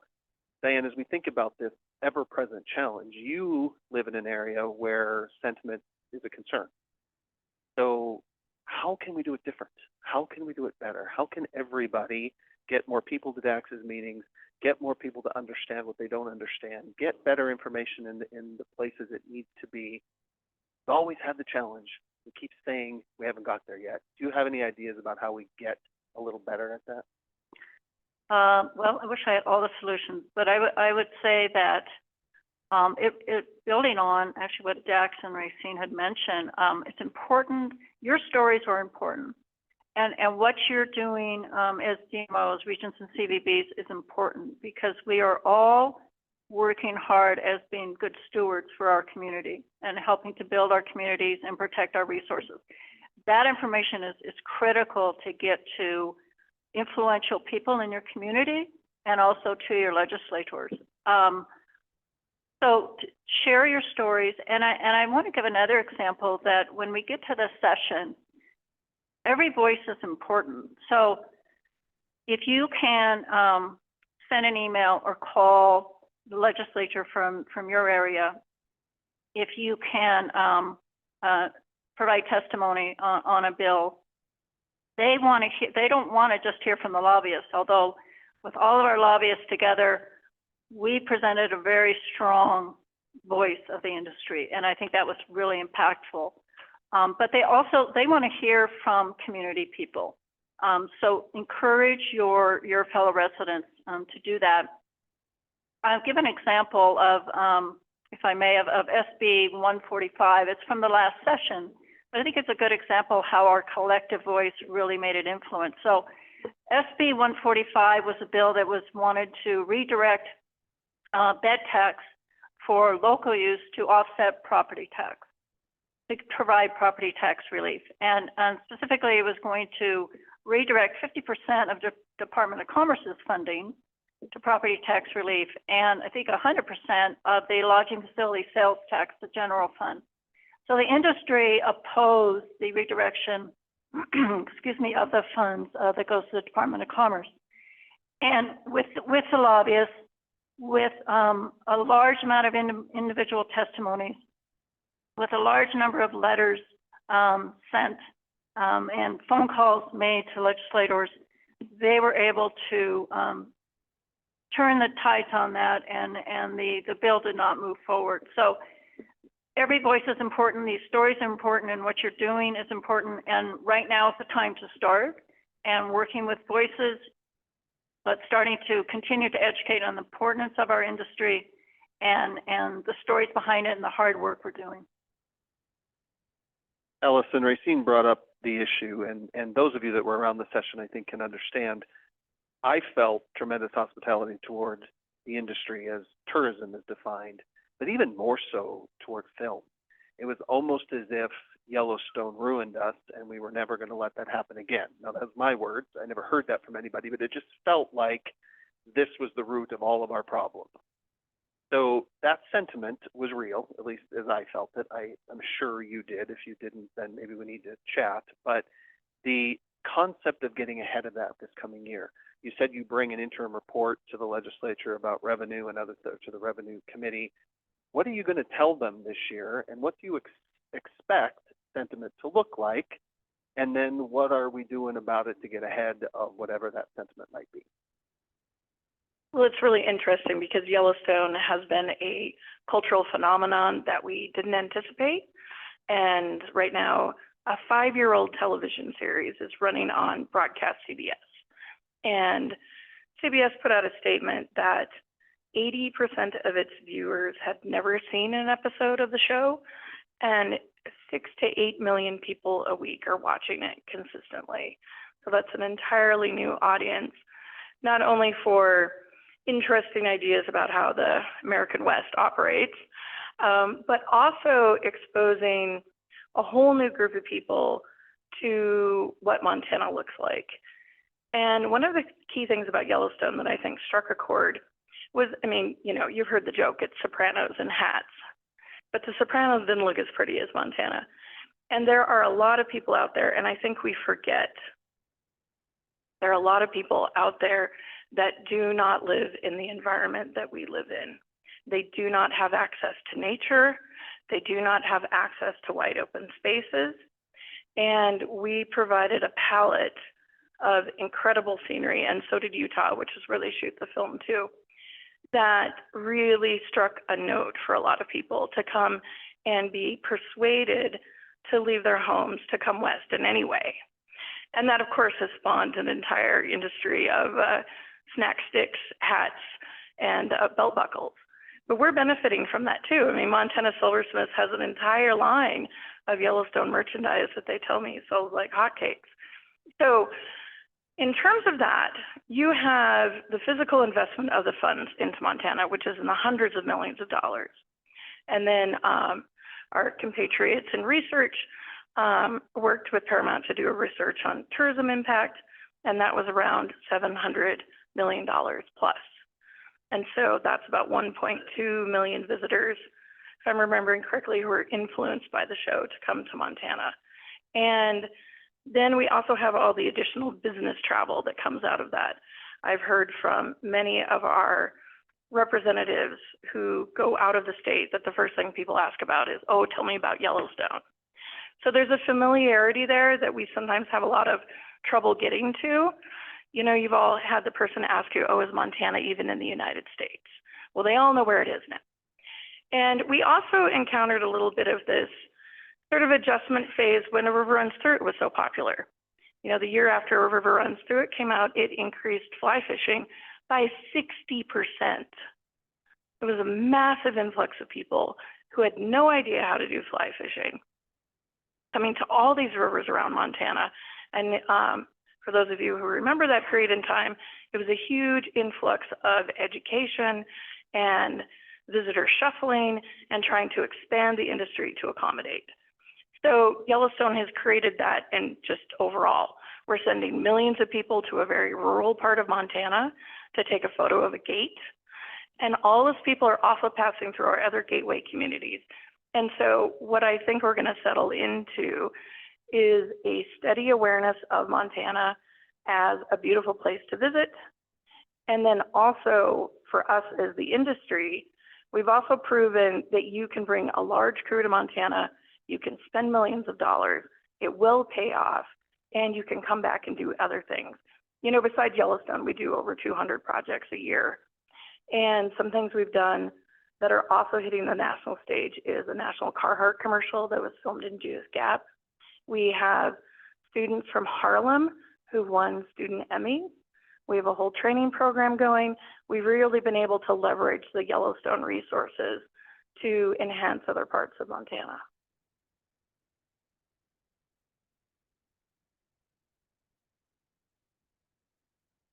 Who knew that there were student Emmys? That's pretty interesting. Whitney, obviously there's a lot of work done on some big picture items that protection of bed tax and protection of the film industry. But you mentioned in the opening remarks, there's other work that the Lodging Association is focused on, and short-term rentals and other threats to our industry are important. As we plan for the future, what's on the radar in terms of those threats, and what can this group do to help pay attention to those and assist in the planning for the next session? I think there's still a lot of, for lack of a better word, PR work that needs to be done. And some of the conversations, and it was hinted on it and said to directly several times about, Racine mentioned the, acknowledging the bad, and Melissa talked about, the difference in measuring actual visitation versus new residents. And I think some of those things are just so important to have the boots on the ground dialogue about. And this directly leads into a lot of the work we did on short-term rental legislation as well. People are aware that there are housing shortages. People have a perception there are a lot more people here. There are, but most of us are not complaining about your extra business travel that's infusing money into the economy. There are people that came to the front desk of my hotel and said, I'm here to buy a ranch because I saw Yellowstone and I'm going to be on it 3 months out of the year, and that's it. And that's part of that more difficult climate to discuss about. Visitor economy is a different beast than a new resident issue. And so defending that visitor economy, I think also we have to broaden the lens, and DAX has done an amazing job in helping to build the Travel Association as making everyone in the state recognize how large the group of folks that benefit from the visitor economy are, and that it's not just lodging, and it's not just film and the DMOs, it's the outfitters, it's the guides, it's the fly fishers, it's the retailers, it's the transportation, it's everything. And having those groups coordinated in a bigger way as they were this year, I think is really impactful. On the other sort of future things, Stuart, if he was here today, would sort of talk about how he knows the pressure is going to keep coming from the property tax sort of angle as well, due to a lot of those pressures. And that, he would maybe hint that there's some appetite and conversation about a sales tax, and us kind of being aware of how that might impact the conversations in future sessions, and having some industry thoughtful conversation on that. And then other than that, I think it's going to be continuing to work together, continuing to have our eyes on 540 as something to sell as, even if we can't see the effects or measure the effects yet, of having all of this potential to solve so many problems. We've all had to be talked to about how, how do your dollars help infrastructure? Well, now we can answer that question. They have a path. How do your dollars help emergency services? Now we have a path to talk about how those could be helpful. So I think a lot of PR work will be heavy in that. Outstanding. Thank you. I should have done this to start, and I apologize for not doing it, but I'd like to recognize the collective wisdom and work that's done at this table. They each talked about the multiple hats they wear. Everybody wears multiple hats. But this group and the coalition of people that are working on behalf of the industry, on behalf of all of us, are simply remarkable people who never stop advocating for what it is we do and what it is we try to do to make our communities better and ultimately provide a great guest experience. So would you all help me in just recognizing the outstanding people sitting here and everything that they do for all of us? Thank you all. I'd like to open it up to the room. If there's any questions of the wisdom pool that we have sitting here, anybody have any things that they would like to, hold on, are you gonna, let me do it? Okay, Todd's gonna get some steps in. Hi, I'm Maria from Butte. With regard to short-term rentals, and yes, they pay into the bed tax, which is great. Is there anyone on the MHLA or MLHA Innkeepers Board that represents that particular industry? Formally, no, but yes, in that there are folks on MLHA that do own and operate short-term rentals. So it's been a delicate balance, both I think in your TBID communities and on the statewide business, to make sure that they are paying in, but also recognizing the challenges that come with, sort of one vote for one property versus like a hotel company that might have thousands of rooms contributing, right? And so mostly I would say MLHA is working actively to oppose, you know, widespread preemptions of Airbnbs where there's not local control option. The other thing, and this is a question more for the group from different communities. In Butte, when we had 1923, there were a lot of people who wanted to put their home out there to be utilized, which was wonderful. Then the comment was, well, when 1923 leaves, then we will go ahead and we will house traveling nurses or those people that are doing healthcare. We're seeing a decline in that. Okay, I know at St. James, they're trying really hard not to hire those traveling nurses because they're so expensive. Is that also the case in other communities? And in Butte, I do believe that we have, they do represent, and I'm looking at you, Mike, and possibly Joan, I believe it represents the largest hotel at 189 units. A number that you remember coming, I look at you, I think Town Pump. There. Okay. What So, represents 189 units? I'm not following. short-term rentals. Oh, short-term rentals. Butte? From some data that I've gotten. Now that could include not just Butte itself within the city limits, but in our area that would be considered Butte. Yeah, we all have access to the Airbnb data, AirDNA, and actually there's a lot more than 189 in Butte. There are about 300 just in this Georgetown region alone. So it's a big number, and in some areas of our state, I think in Polson, there's over 500 Airbnbs registered. So it's a big hotel. In fact, it's multiple hotels as we think of them. All right, I'm going to now, just if I don't have any other questions, I don't want to preempt anybody, but I'd like to give each one of these guys a chance to provide some closing remarks and just tell us whatever might be on their mind. It can be related to any topic. Remember that we're looking for ways in which we can activate our communities and the people in this room to do better work for us so that we can answer the impossible question that Racine keeps bringing up. So right down the line, please offer your closing comments. Thank you for being here, all of you, and appreciate everything you do. All right, well, thank you, Mike. I thought of a couple of things. I'm hearing some of the other panelists talk. One area, particularly around Senate Bill 145 and watching the industry come together to oppose that, was there was also a high level of collaboration, and we should recognize, I know the Chamber of Commerce stood in opposition to that, testified, which brings a lot of weight for the legislators because they are representing a wide variety of industries, and others came together. And so I think our success is going to be in finding those shared goals with other groups and making certain that we align our messages. And I would leave one last kind of opportunity, and maybe this is to carry on where Whitney was going, which is some of the PR. Now that we have SB 540, we have some new flexibility and projects that might be funded in the future. Could be infrastructure, could be steered towards improving visitor experience, but also resident experience.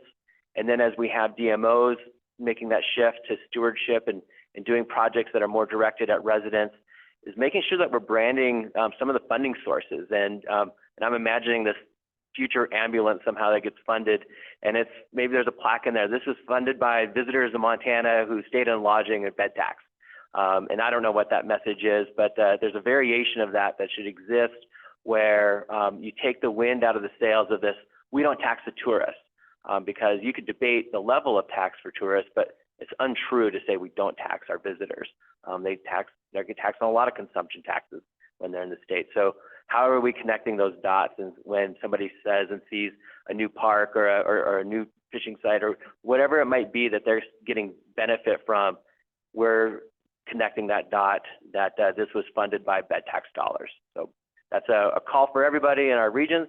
And we certainly will be continuing that conversation with the Department of Commerce. So thanks, Mike, for this venue and opportunity. And thanks, Alicia, for putting this panel together this time.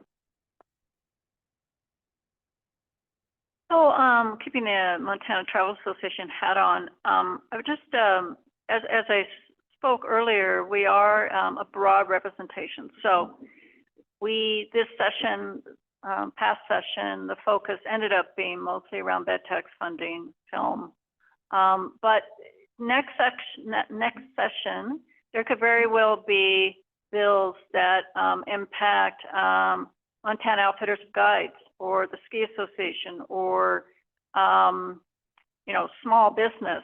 So we have this broad industry hat. So I encourage you, if you hear from your constituents, stakeholders, issues that may come up in the next session or are important for our industry to start talking about, please reach out and let us know. Continue to tell your stories, continue to be a partner with Voices in between the session and really talk about the strength and importance of our industry. And thank you for all that you do here in the room, because you're doing great work and we just need to get those stories out more. Thank you. One of the things that we constantly talk about is how to get the message out, but or getting the message out, but how do we do it? I think that's the biggest struggle for so many of us. And one of the things that might be something that we at this table and we in this room begin to work on is a talking point. It's a crisis issue for us right now. And maybe we need to, like we do with wildland fires and smoke, is create a crisis communications plan and strategy for how to address this anti-tourism sentiment. And maybe it's talking points and it's stickers like this business is supported by the travel economy, really start being more aggressive about this. But that would be something that could totally be embraced, all the same talking points, and we can implement this statewide.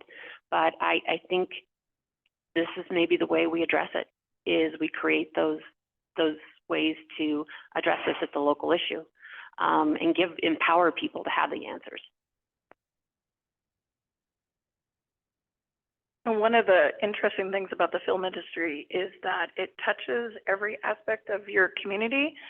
And we've been talking to communities about how when you invite a film crew into your community, it is stressful. We're going to expose the places where the cracks are, inviting 600 people into Missoula and 600 people into Butte and even 200 or 300 people into Lewistown. You find out really quickly if your community has carrying capacity. And I see that as an awesome benefit that communities didn't have to do a study on to find out. Because you're like, we could use some more hospital services, or we found out that every restaurant in town closes at 7 p.m. And those are things that is great data for all of us. And what I'd love to do here is thank everyone for working with the filmmakers that we send you. Currently, we have filmmakers looking at Thompson Falls. We have filmmakers that were just in Judas Gap. We have filmmakers in Livingston. We've had a bit of a dip because of the strikes, but we have, filmmakers working in Missoula right now. We have filmmakers that just asked me about Columbia Falls and Browning. And we find that the work is piecemeal. So for example, you're hearing, and you're going to hear a lot about Lily Gladstone, who's a Montana resident, and she's from Browning and East Glacier, and she's going to be in what we think is a very popular movie, starts October 20th, called Killers of the Flower Moon. And she is now second in line on the predictors to get an Academy Award nomination. Look, you guys, that didn't come out of the blue. That came out of 20 years of her working with filmmakers across Montana. And those filmmakers worked in your communities. And so it's the work of those filmmakers with the help of your communities that helped give her the work experience and the credibility to go work with DiCaprio and De Niro. That is a collective big hooray to everybody, because the smallest communities helped contribute to her career. So hopefully, it all goes well for her. But I will tell you, in every news article that is published about her, the first 3 lines are Lily Gladstone from Browning, Montana. They don't talk about Oklahoma, where they made the movie. They talk about where Lily is from. And that's the power of our communities and the mystique that Montana has. So I absolutely agree that getting the word out that our dollars and the work that we do supports these communities is really imperative, because people don't know. They just think that park happened by magic They think that building got painted, you know, and that the state had nothing to do with it and that none of your groups had anything to do with it. And even though we spend a lot of time doing outreach, there's always, like, you know, the person walks into your office, what do you guys do? Now, there's always a potential for more outreach. So we're adding that into ours. We're being more prominent. Any of our people that get a grant are required to talk that they've received a grant in public. And we are really grateful for the opportunity to focus our grantors' attention on rural communities and to spread themselves around the state more. And we also try and have them meet with you guys more. You've probably seen an uptick in filmmakers contacting your DMOs or your chambers. That's deliberate. We want them to be engaging with you. So thank you. I think everything said in closing remarks is fairly sufficient. I endorse all of it heartily. The only thing I would add is just to remember to really engage your legislators now and through the next year, that when they're getting 800 and 900 and 1,500 emails from all of us on yes, no, do, don't, all through a very short period of time, that there's so much more available now and so much more interested in having a more robust conversation about our industry over this next period of time. So just encouraging you all to get out there and continuing to rope in all of these folks that are on these sidelines of our industry to make them realize that we are really an expansive part of the economy and not just the what people think of as the visitor economy. Before you all are allowed to leave, Nathan has a question, so please. Well, Lily was on my softball team, so I think she's a star because she was on my softball team. But I just wanted to say that, I mean, kudos to you guys. Really have a, you know, difficult job. And I was just thinking, Racine was saying about the sentiment, you know, no tourists. And it's ironic. Oh, go ahead. Ironic that a lot of our legislators, you know, local or national, aren't from Montana. And as a business, I mean, I rely on tourists. I mean, I'm not open without tourists, but I can kind of see where some of them are coming from, because I'm kind of like that too. I like tourists. I like them until October, and then they got to go home, you know. But I benefit. You know, Butcher's Crossing was filmed at my restaurant or around. Nicolas Cage signed my bag. I cooked him a turkey 5 days a week. It was kind of weird, but so I benefit off that.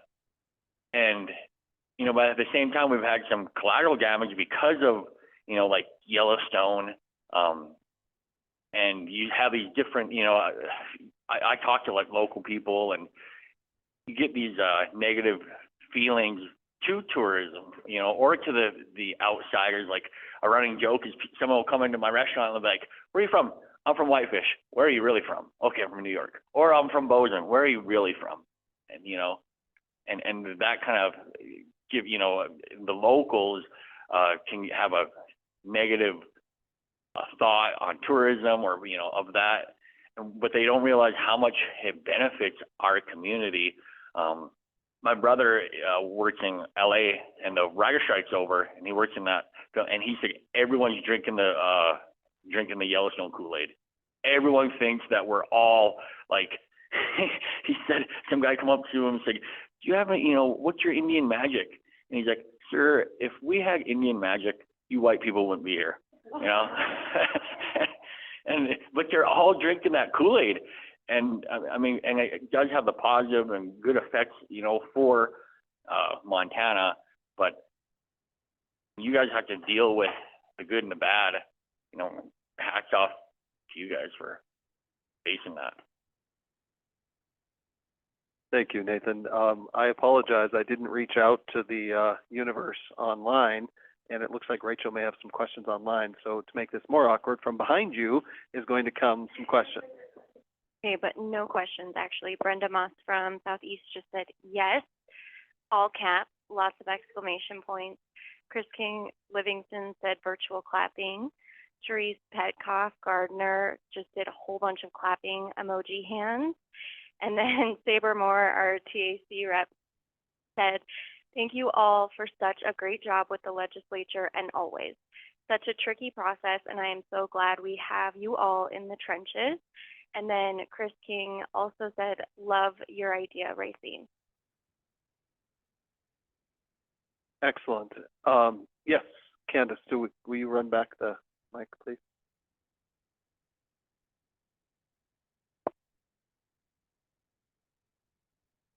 Thanks so much, Dax, for the acknowledgement for the Montana Chamber. We're proud to stand up for tourism and work with all of your organizations here today. I just want to share that we held the convergence last year and can't thank enough of the organizations here for their support. And looking forward for this year, as again, we come together to raise the power of travel for our communities across the state. The convergence will hopefully be in Butte for everybody to kind of mark their calendars.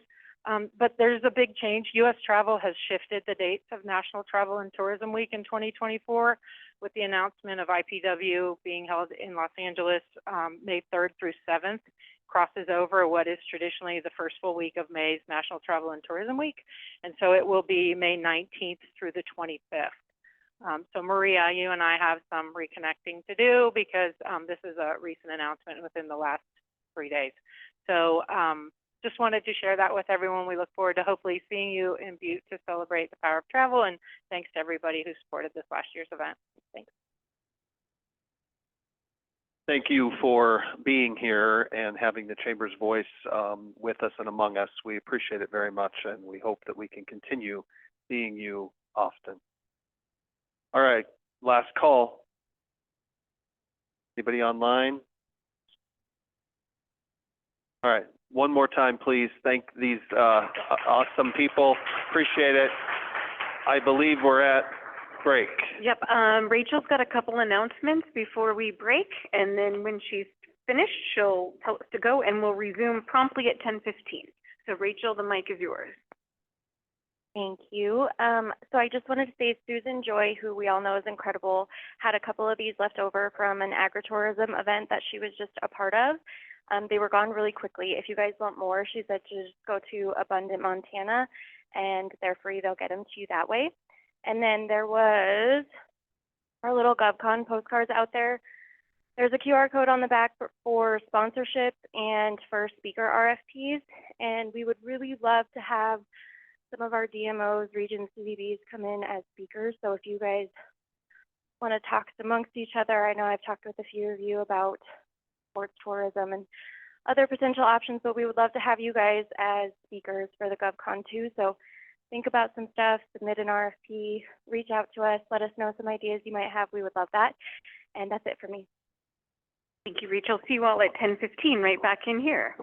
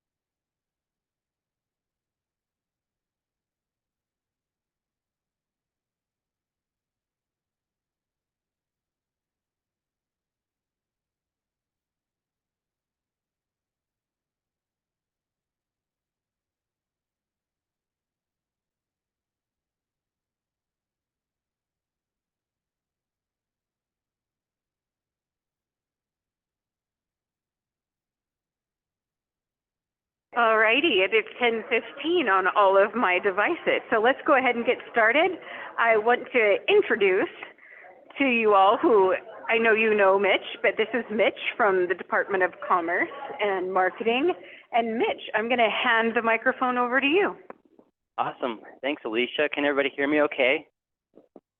So I am going to give an update, essentially, from when we last met. Oh, is it transitioning?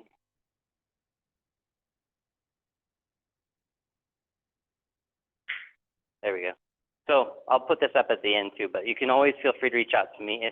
I think I've met almost everybody, but just in case I haven't, my name is Mitch Staley. I'm the Communication and Marketing Director for the Department of Commerce and the interim Marketing Bureau Chief for Brand MT. So kind of serving in two places right now and enjoying the heck out of it. So since June, just a quick update. A lot has actually happened. I know sometimes I made a joke last night. I'm from the government. I'm here to help. I say that a lot because I'm actually new to state government. In January is when I started, and there's a lot that I think sometimes the public doesn't fully understand or know about the processes and guidelines and things that make it feel like what we do is slow. That I didn't fully appreciate either till getting into it and understanding that.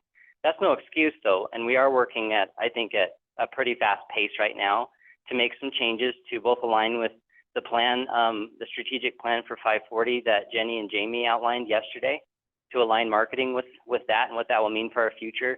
And we did that through a few things. First, we've restructured the marketing team at Brand MT. Everybody that you know and love there is still there with us, fortunately, but we did do a little restructure. So some redefinitions on org chart and what our job roles are. So that way we're better aligned to align with 540 direction, align with, also you'll see a restructured launch of a marketing RFP, which as you know is out now, available for agencies to apply for, so that we've better aligned ourselves as a team to be able to pick up in a fast pace. And I'll have a cool little chart that I hope I created that I hope I'll show in a minute, but I hope that you'll understand what I'm trying to convey with it to help us all be on the same page and coordinate what we're doing.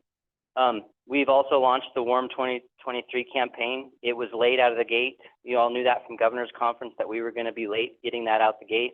We're trying to avoid that at all costs, that we are not only late, but we want to be way ahead going forward so that we can be better aligned together. From what the state's doing at the top of the funnel to help you be able to align with that and make the conversion at your level with how you can attach to the money that we spend in the inspiration level.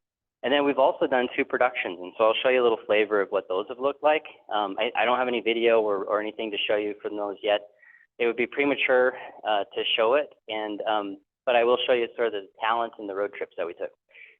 So Montana, the theme we're taking through those, I'll go back to that real quick. So Montana is a road trip on the stops along the way, and we'll talk a little bit about that and what we did with that theme, and how if you're wanting to ask me as the marketing guy from the state, what should I be thinking about if I'm planning for next summer or even for this winter? If you're still trying to think some themes for this winter, think about it that way. Montana's a road trip and the stops along the way, because that's the direction that we're going right now until we get a new creative agency on board that we'll work with to do a little bit different planning. And maybe that'll stay. Hopefully it will, but we might tweak it slightly.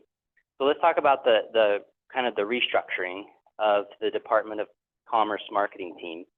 So we still have Jenny, who was here yesterday with us as the division administrator. And then I'm actually interim marketing director for this bureau. And then we have introduced a new role to the team, which is a project manager. To me, I wanted to know on day one, when I stepped in for this interim role, what's our content calendar look like? What's our project management strategy? How are we managing ourselves and how are we managing the agencies of record? And so we realized we really needed to answer that question. So we've asked Stacy to step into this role as our project manager for the team. In addition, we still have Norm Dwyer, Visit MT, and he's actually a dotted line to our CIO, Angie, but he fits on our team perfectly because he manages Visit MT. And if you have issues with the website, with visitmt.com, Norm's usually on the front line. If you call me, I'm going to call Norm, and we're going to work together with Norm to solve those problems. Kate Vigeland is our content and channels manager, so she owns our content calendar right now. She'll be reaching out to you, to all our partners, if she hasn't already, to sort of understand what does your planning look like? What are you thinking? What questions do you have so that we can plug that into our content calendaring and plan, sort of reverse engineer into it and say, well, these are the questions the partners have. How can we plan with them and be aligned better going forward? So excited to have Kate doing that, and she has created a wonderful format for a content calendar and strategy, which is amazing to have, to be able to say, what do we have next quarter? What's coming up in 6 months? What's coming up in 12 months? Critical piece that we've implemented and are learning how to better fit what we do into that sort of a structure. Then Nicole Gonzalez is content, PR, and social media manager. She was handling primarily PR, earned media. Now she's taken on more work with being our content manager. So her and Kate work hand in hand together every day, reviewing what does our content look like? Where are our gaps? What do we have too much of? What are the risks of what we're saying?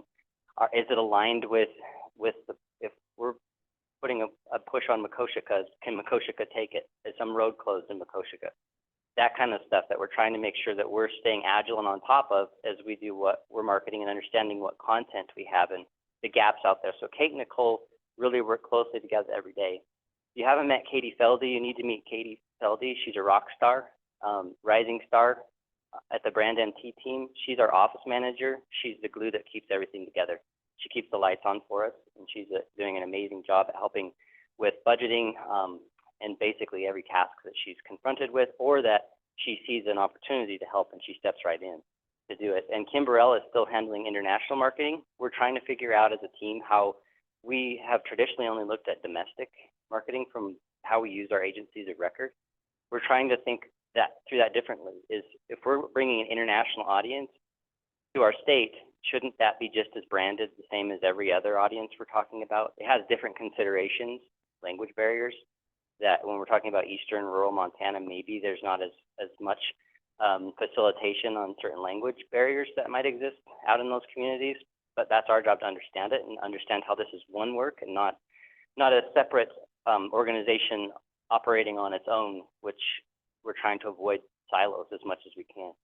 And then we have Pat, can you stand up or raise your hand? Pat Hollensturger is, Ron, like, this is your second week on the team. And we're excited to have Pat. As you know, Jim Auer left the Department of Commerce. He was our data analyst. We're excited to have Pat join the team and kind of bring I was saying he's our truth teller.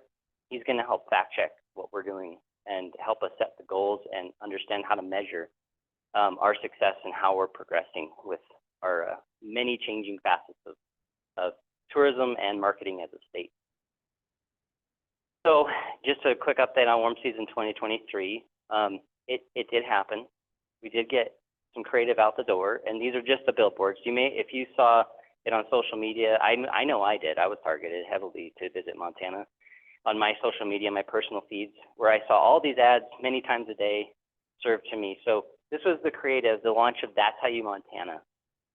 That's what we started with this year. It was a start, and so I invite you to see it that way, and also provide your feedback to us.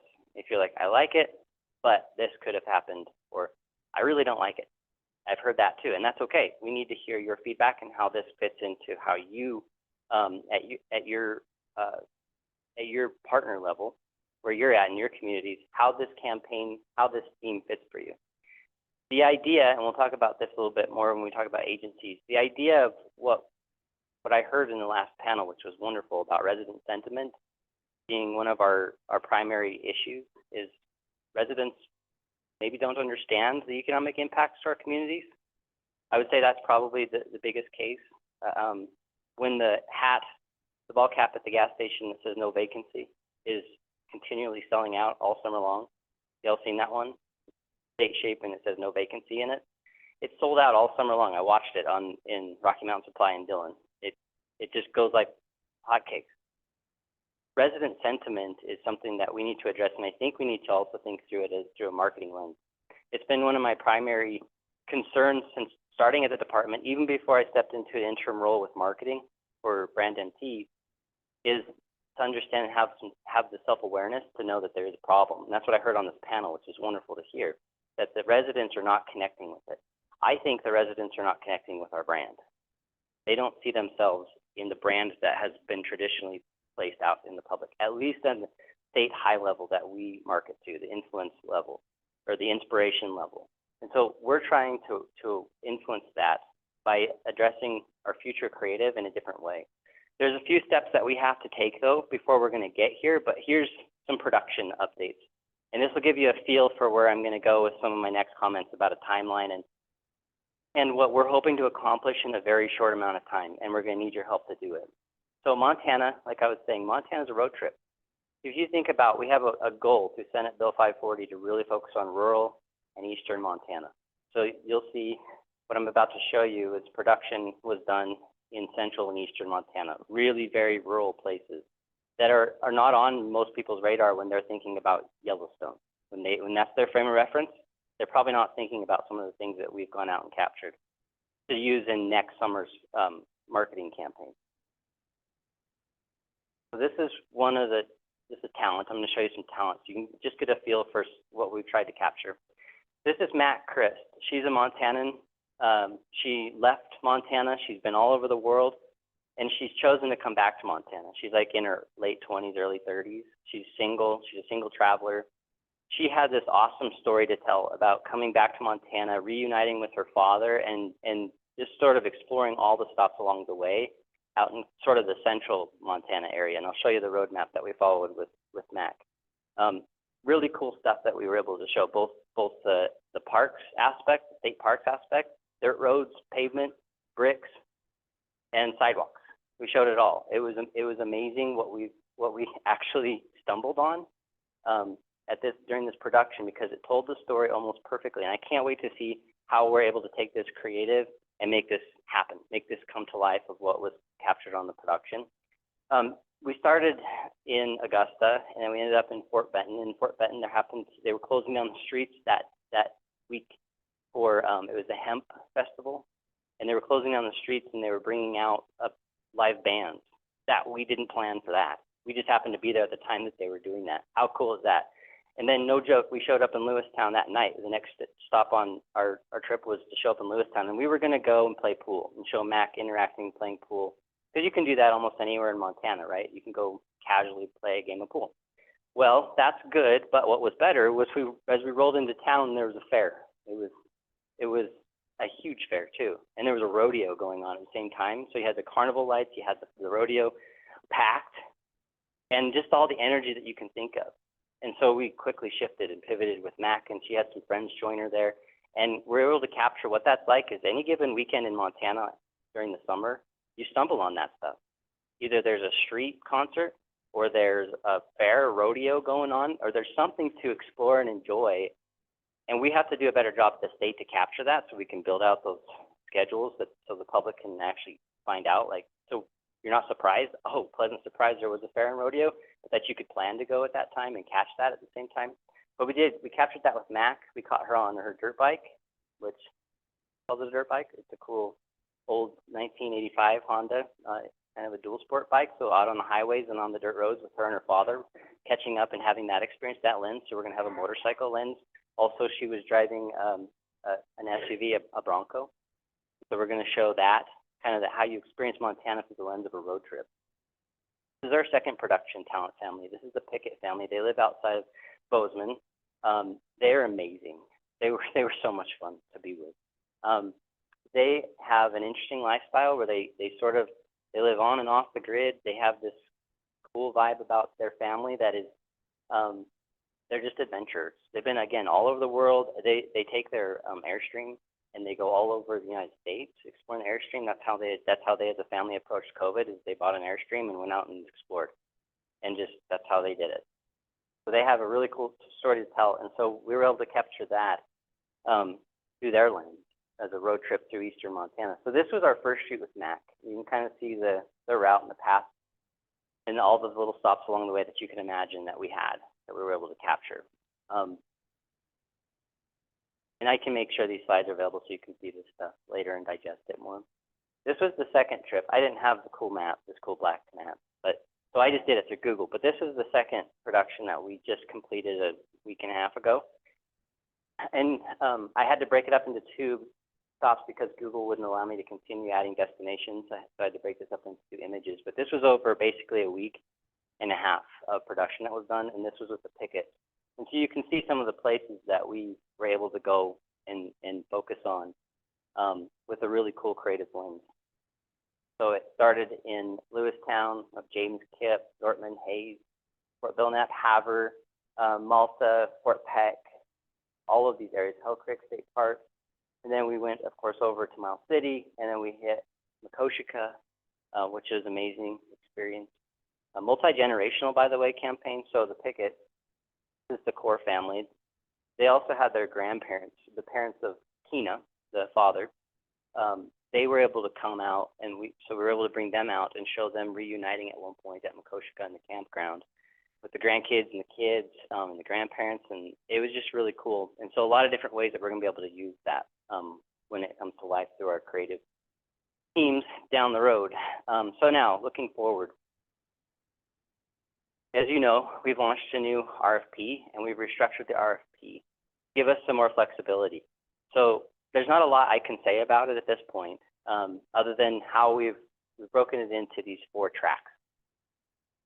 Our goal is that we're able to get the best agencies onboarded to do the work that we want to do going forward and to best align with Montana and Montana's brand.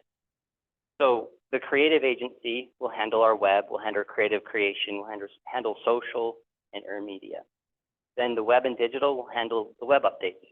Down the road, we will be doing a web refresh, redesign. It's not going to happen this year. Might even be pushed out until late 2025. Just all the things we're trying to get done, it doesn't fit right now. But we hear you on the website, and we're moving towards that.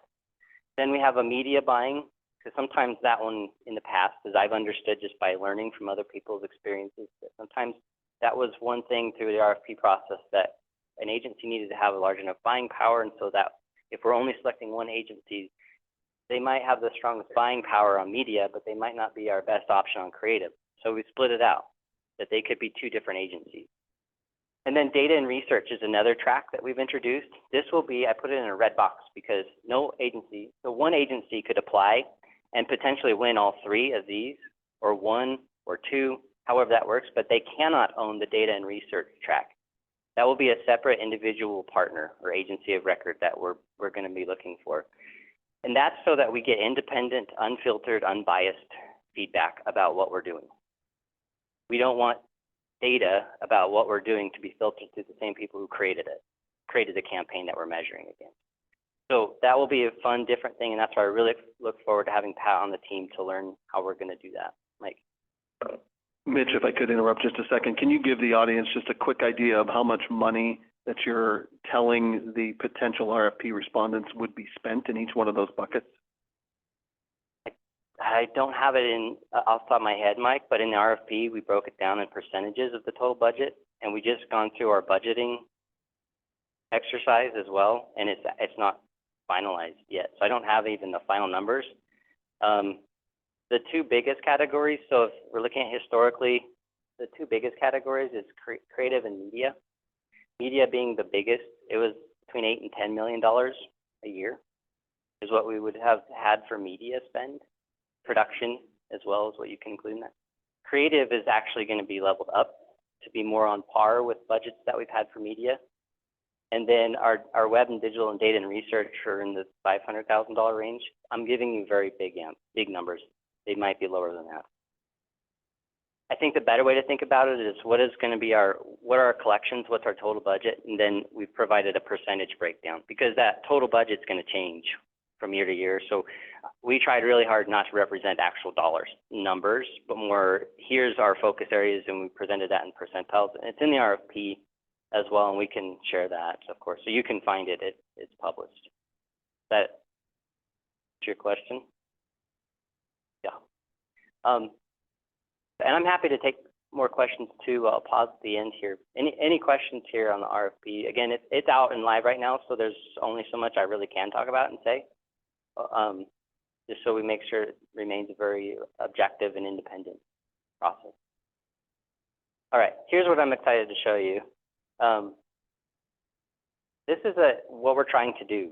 So if I was trying to represent what am I, as the leader of the marketing team, really trying to get done, this is it. You'll see at the top, this top line representing a timeline, the best I could. It's not perfect because I'm not a graphic designer. When they hired me, they said, what's thing you absolutely won't be able to do if you're hired? And I said, don't ask me to design something. And that's not what I do. I can tell you if it's good or bad, but I personally don't design stuff. So this was my best stab at putting this together to represent visually of what we're trying to accomplish. And there's a whole lot of moving pieces going on, by the way. So please appreciate that. But I want your feedback on this because a lot of what we're trying to do is in response to the feedback from you, the questions that we've heard from you, whether you thought we heard you or not. We hear you, and we're trying to respond to it. But we have, again, like I teed this up, there's a lot of stuff that we have to go through We don't get to just change on a dime in every case, even though we want to. This is what we're trying to do and how we're trying to get there. So you see this top line is a timeline. And so right now we're in this October, November, December, fall, basically. We are going to be launching a winter campaign. It's at a much limited level compared to what we've done in the past.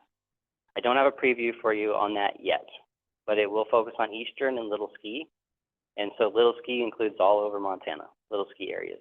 We're going to be working with MSAA on that because they actually, we didn't know this, but in the last couple of years, they actually provided budget to each of their members to go and collect content, imagery that they're now just going to provide to us, which is amazing that we're going to have access to that content. And so we are putting together a campaign for this winter. It will be smaller than what you've seen in the past, but we're not turning the lights off. It will happen. And that's also going to be through the frame of Montana is a road trip. Even a ski trip for the weekend is a road trip, and it's all the little things along the way. So think of my biased Dillon area, think of Maverick. You come in through maybe Idaho if you're a drive market, Lost Trails right there. You hit Chief Joseph if you want to do cross country ski. But then there's Jackson Hot Springs, there's Elkhorn Hot Springs for lodging.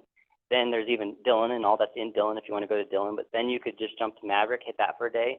You could easily then cut across to Discovery, hit that for a day, hit Anaconda for lodging. So we're building out these types of itinerary roadmaps that we can show people, hey, if you've got a 4-day weekend this winter and the snow's awesome, here's how you go enjoy it. And we're going to try to be nimble on that too, so that we allow for snow days to happen, and we allow a channel to get that information out to our public, primarily through social media, but also if you have Localhood, if any of you are using Localhood, we've had a community call on that to kind of tell you, Kate led this out to tell you what we're trying to accomplish in this Little Ski. So we are trying to enable the ski areas to use Localhood so that they can provide essentially what we're considering user-generated content, that we're creating landing pages through our winter launch on visitmt.com that's going to allow Discovery to show, hey, we just got dumped on last night. There's like a foot of snow that's new, and they can show that. They don't have to like call us up, email us for a week, and then we're like, oh yeah, they got good snow last weekend. Let's like update our website to show it. It will be real time because Localhood enables that. Thus using our tools a little better, and that's how we're planning to do it. At the same time as we're getting a winter campaign out the door, we are going to be selecting the agencies of record potentially. We're doing a winter production possibly right out of the gates after we select agencies of record. The creative agency, depending on if we say there's this cool opportunity but we just don't have content for it to do next winter the way we would like to, we might need to fit in a winter production. So this is what's on our radar, just showing this to you so that you understand what's on our plate. That's going to happen like the first part of January and February, at the same time that we're going to be discussing our brand and identity. Like I mentioned, a miss that I think we're having is the marketing that has been done at the inspiration level, not necessarily at the partner or DMO level, because you're much closer to your audiences. I have a feeling that it is disconnected. What I have seen, the audiences that have been used for the last 10, 15 years as our base, our sources of truth, of like, this is our key demographic we're trying to bring to the state, that has to be looked at again. We haven't looked at it. And we have to do that right out of the gates with our new creative agency. So we'll be planning to do that. Whether that's a rebrand, I don't want to say that, but I don't know. We have to look at it though and understand how do we make sure that that aligns. Our number one influencer should be Montana residents. Montanans sell the Montana story better than anybody else can. And so if they're not connecting with them, if you fly to Denver and you see the billboard and you're like, they did it again, that's off and that's wrong. And we're going to continue to stub our toes when we do that. So we have to figure out how do we get Montanans to be our top ambassadors for tourism and for what we're telling the rest of the world you can experience here. So we have to look at our brand identity. Then we're going to jump right into, at the same time, warm season 24. So we've done all this great production. We need to put it together in a campaign and get it out the door in March. So we're going to be able to provide you a preview, get some feedback as fast as we can. This is all very rapid. As fast as we can, give partners a preview. Here's what we're thinking the campaign looks like, anything that you absolutely don't like, or ideas that we didn't think of. And then we'll plan on having a warm launch on time of what it should be. that end of March, April timeline. And then we're going to jump right into WARM 25 production planning to say, what are we going to do in WARM 26, or WARM 25, sorry. What kind of content do we need to start getting? Same time, we're going to start into the next winter plan. And then we're going to do winter preview with you. This is happening, you can see this is May, June, probably early July, where we're showing you, here's what we're thinking for winter. So you can see this is a very accelerated timeline. And we're cramming a whole lot of stuff in a very short amount of time. To get ourselves on track to have a timeline, we're almost back to where we should be doing warm season planning for next warm season when we should be doing it. Getting ourselves then into a cycle that doesn't repeat these parts, but gets us back over here where it's like, this is steady now. And we're almost 12 months in advance. We're almost 12 months ahead of things that you need previews into to be able to be better integrated into. There's a lot going on, and it's really fun. And thank you for your patience in working with us on this, but no, this is what's happening. This is what we're trying to get done. Whether we've been able to communicate it or not, this is what we are trying to get done. I'll stop there. That's the end of what I've prepared, and answer any questions if there are any. Mitch, this is Alicia. Thank you for listening to us. And we have wanted this for a very long time, and we're so grateful. Thank you very much. And I'll open it up for questions.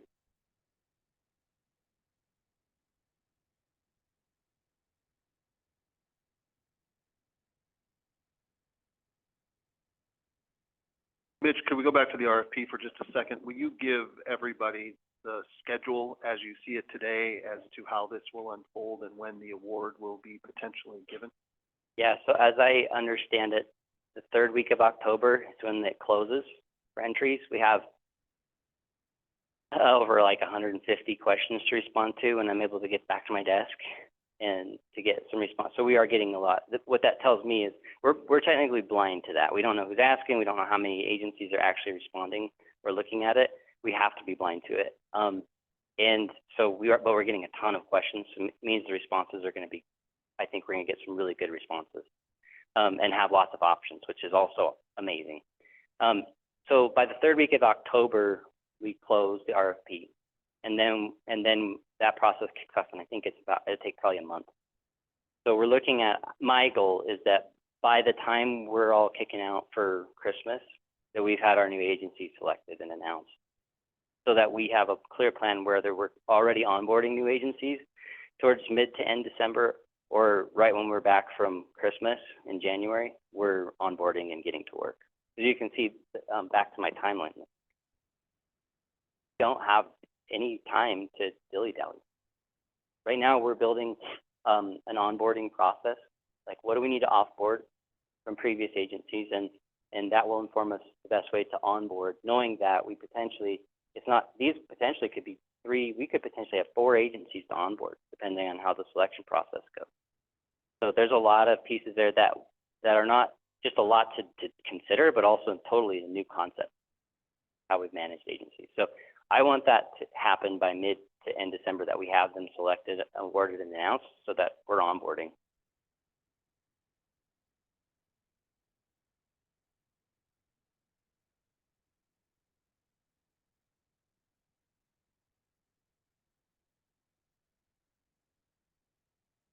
All right, well, the audience is stunned by your amazing presentation. Thank you very much, Mitch. Thank you. We appreciate you.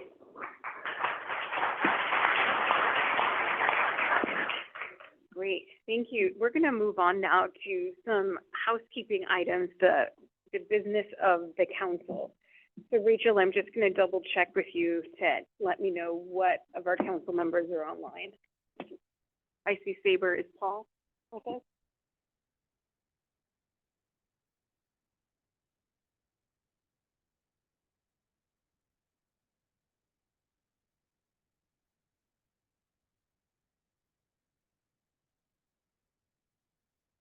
Okay, great. He might get voluntold some committee assignments. So the next item on the agenda is committee assignments and chairs. So Rachel, if you could please put up yep, that's great. So TAC members, we have a duty to do some work as the council, and there's very few of us. There were no new appointments, right, Mike? Yes. So we have up to 9, and there are 7, which means we're going to have to do a little bit more work as a smaller council. But the work is divided over the year, and most of our meetings are virtual. So it's kind of easy to fit those in. And so Rachel's going to put up the committees that we have. Now, in the past year, this meeting last year, I asked for volunteers to step up and be chairs of committees because according to our own regulations and procedures, the chair is supposed to be ex officio on every committee. And this last year, Mike and I took the responsibility and chaired every committee and kind of did the work of the committee, but this committee shouldn't be a committee of 2 people leading and making decisions. So I've prepared a document that I emailed each one of you, a different version of this. It wasn't 3 columns. It was in a Word doc. And so since then, I have heard from a couple of you, and I've put your names in. So we'll go through each committee we have here, but I'm not going to adjourn this meeting today until we have committees filled. I need to adjourn this meeting at noon. So if we don't get to anything else on this agenda, that will be sad. So I'm just going to go through the committees and talk about who has stepped up. Again, my ex officio is the TAC chair. So you will see ex officio TAC chair. That means I'm non-voting and really don't constitute a quorum. So because there's 7 of us, no more than 3 can be on any committee, right? So even if I show up as ex officio, I don't constitute a quorum. So let's go through the marketing committee, no more than 3 committee members, again, not excluded, I would be the 4th, but I'm non-voting. So these meet virtually, quarterly, or as needed to approve audits and budget requests. A major role is to review and comment on all of the marketing plans during the annual plan submission time. When there were 16 of us or more reviewing, getting 4 to 5 council members to review each plan was a stretch, but it was easier. There's 7 of us now, and we need multiple eyes on the plans. As of right now, our rules and procedures have not been rewritten to allow peer review. That is possibly something we can consider in the future, to have more eyes on each plan, ask the DMOs to review their own plans, peer review. But as of right now, that's not part of our regulations and procedures. So Mike, thank you for stepping up and offering to chair. And now we need 2, and I'm gonna work on this Word doc too. I need 2 people. We just kind of threw out some names of potential people, but we need, almost every council member needs to step up and chair a committee or be that one person if there's only one person on a committee. And then you also need to be on a minimum of 1 other committee as a participating member. So I'm just going to go through the committees one by one until they're filled, and I'm not going to move on. Thank you. And again, I appreciate your volunteer time, because the 5 of us here up here are the only ones not being paid to sit here and do this work for the last 2 days. So I really honor your volunteer work and the time that you do in addition to your full-time job. So who would like to step up and fill the other 2 slots for the marketing committee with Mike? I would love to. I would as well. Joan?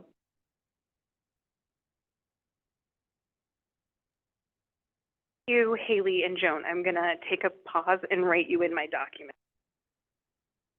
While we're thinking about it, let's talk about the Rules and Procedure Committee. Joan, thank you for stepping up to chair the Rules or Regulations and Procedures Committee. The every 3 year got my attention. Kidding.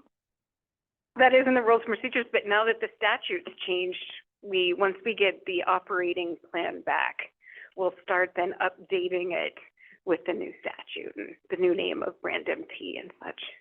That is fine.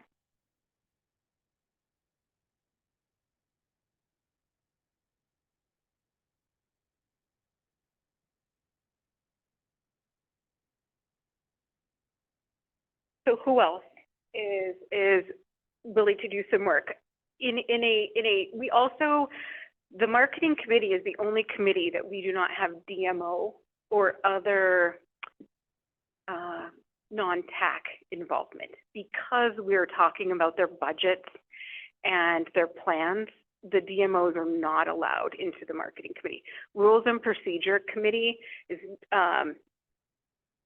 3 members, and it also is comprised of many DMOs.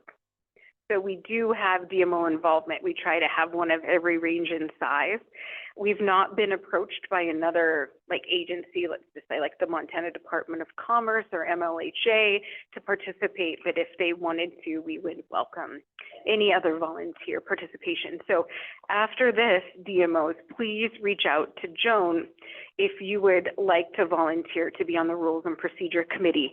Possibly in this coming year, it's going to be 10 hours of work, maybe 1 hour or 2 hour meetings just to keep going, but that is to go through the 40-page rules and procedures document. Yay. And to thank you to those who have, if you want to keep serving, please reach out to Joan. If you're new and want to serve, please reach out to Joan. So who else? We need 2 more people on the Rules and Procedure Committee. My name's up there with a question mark. Sounds super exciting too. I'll do it. Okay, thank you. And I'm going to voluntold Paul as well. So I will remove the question marks. Thank you so much. I appreciate that. And again, I'll be there to help out and help guide if need be, but there. Thank you.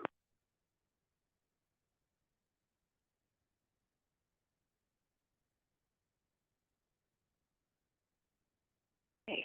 Moving on to the research committee. You saw a really fun report by ITRR, and that's who you get to work with.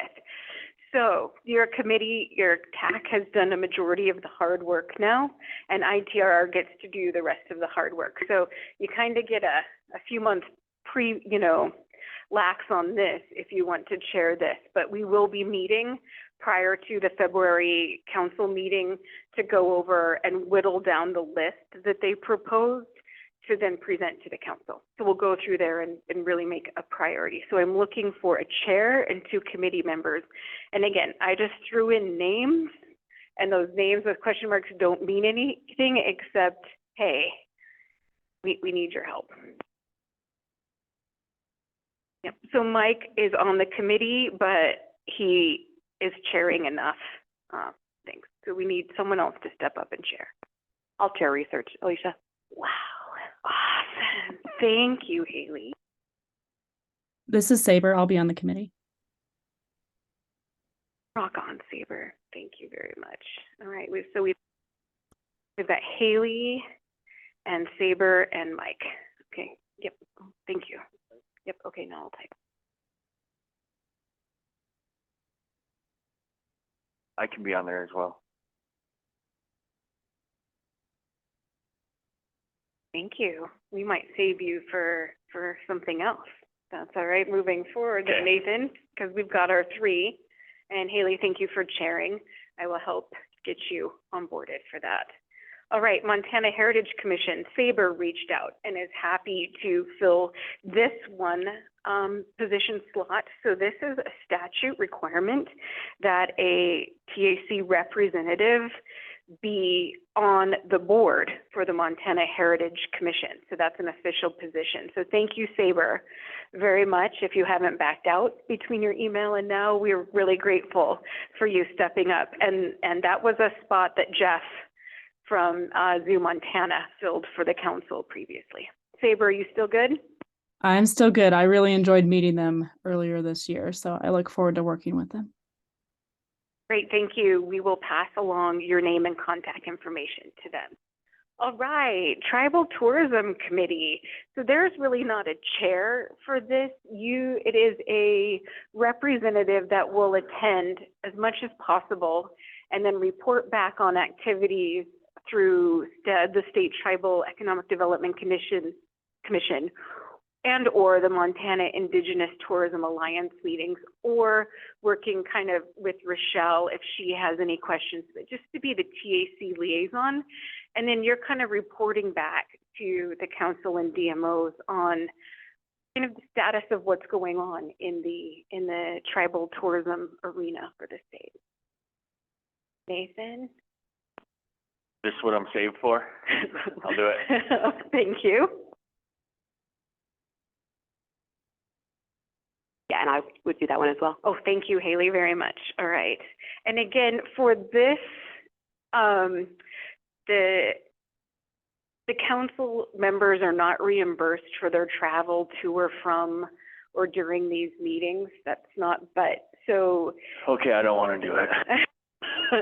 I know. I went to the billings meeting and wasn't reimbursed, but if you need to back out because of that, I completely understand, and it's just not in our rules and procedures, but if that does become a hardship, just please reach out to me and Jamie and Rachel. Rochelle Brown with DOC says, thank you, Nathan and Haley.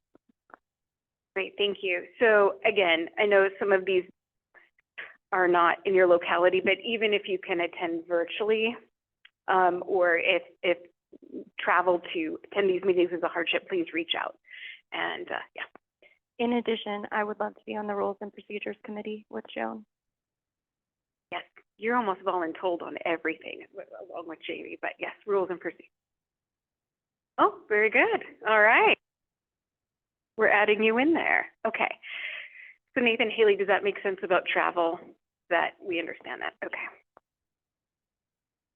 Tourism Grant Review Committee. So this has been in our plan for a while, and I understand that the tourism grants are changing and morphing, and so we'll work with Jamie kind of on what this looks like and what this looks like moving forward, but it would be nice to have a couple ready to go. So if we do, and if and when we need to push the go button on when the arms are done and all of those things, we're ready to offer our help. So Saber has volunteered. Thank you. I think Saber, unless I accidentally wrote your name in and color coded it green. No, that's right. I'm still up for okay. it. And Joan, we thought maybe that would be a good spot for you, but we've already got you in a few other places. So if anybody else wants to help out there. I'm happy to serve. Great, thank you.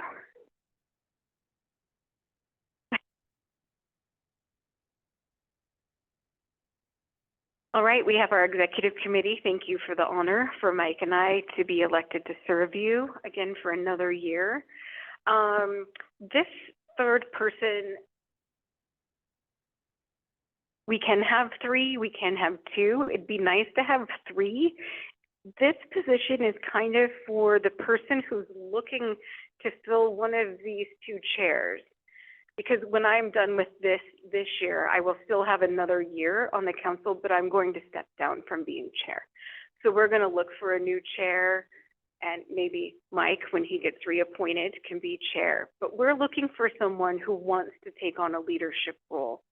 Many of you are up for reappointment after this year, and I know nothing is guaranteed, but we are looking for someone who potentially wants to have future leadership for a little continuity on the council. We meet every couple of weeks with Jamie and sometimes Mitch just to go over what's coming up for the council, what agendas need to be set.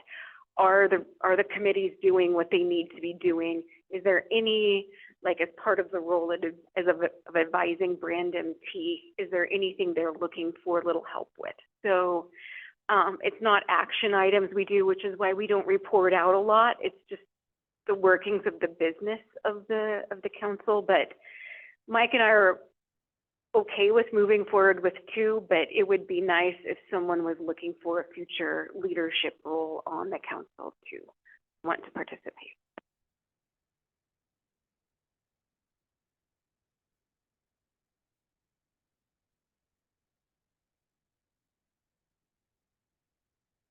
I would, but it would have to be removing me from the tourism grant. I don't think I can do all. Done. Discussion? Oh wait, was there discussion on that? Yeah.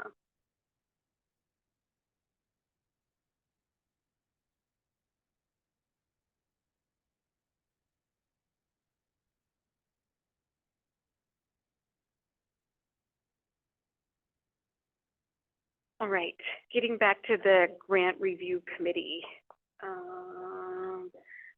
Ethan, we've got you on 1, 2, okay, call on.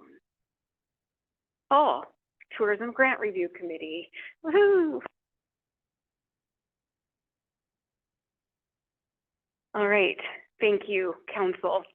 And I did speak with Director Osterman yesterday about the concern of not having 2 more council members appointed. So he gave me his word that he would work on helping us get a tribal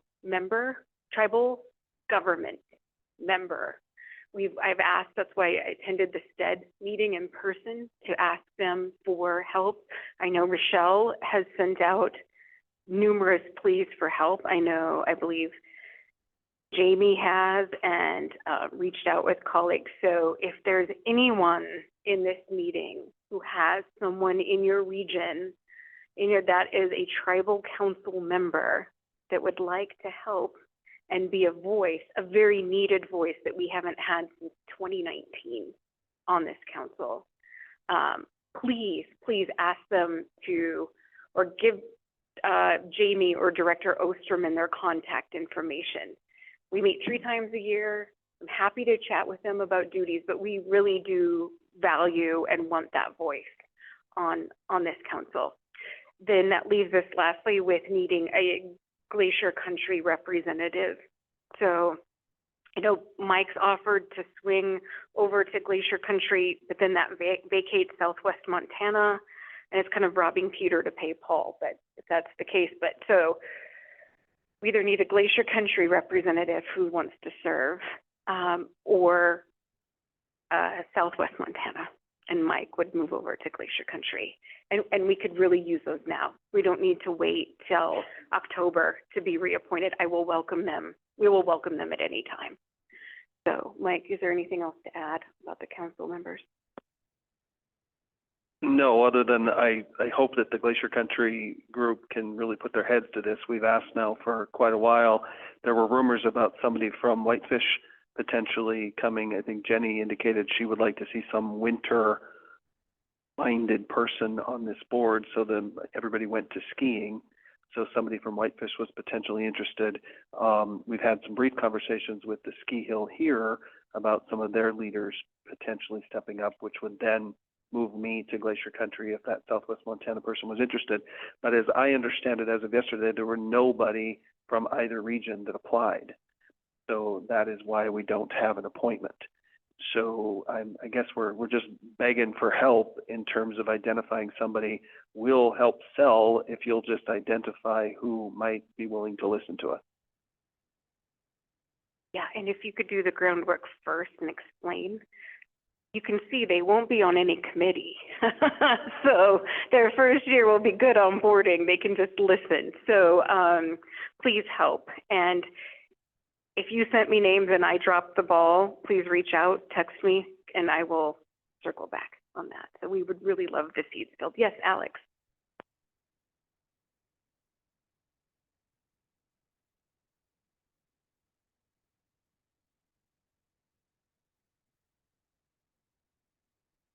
I think that this sentiment is shared, that this is really hard to watch how much work you're doing. And I think that we all understand that, like, you're definitely up for the task, but I hope that you understand how much we appreciate the work that you're doing on our behalf and on behalf of the state. Thank you so much, Alex. We appreciate that. Thank you. I'm going to be misted up. Okay, great. Rachel will take a couple comments. From Saber, she says, woohoo, thank you, Joan. And then from Rochelle Brown, she says, thank you so much, Alicia, for the invitation for a tribal council TAC member. Appreciate your involvement and support.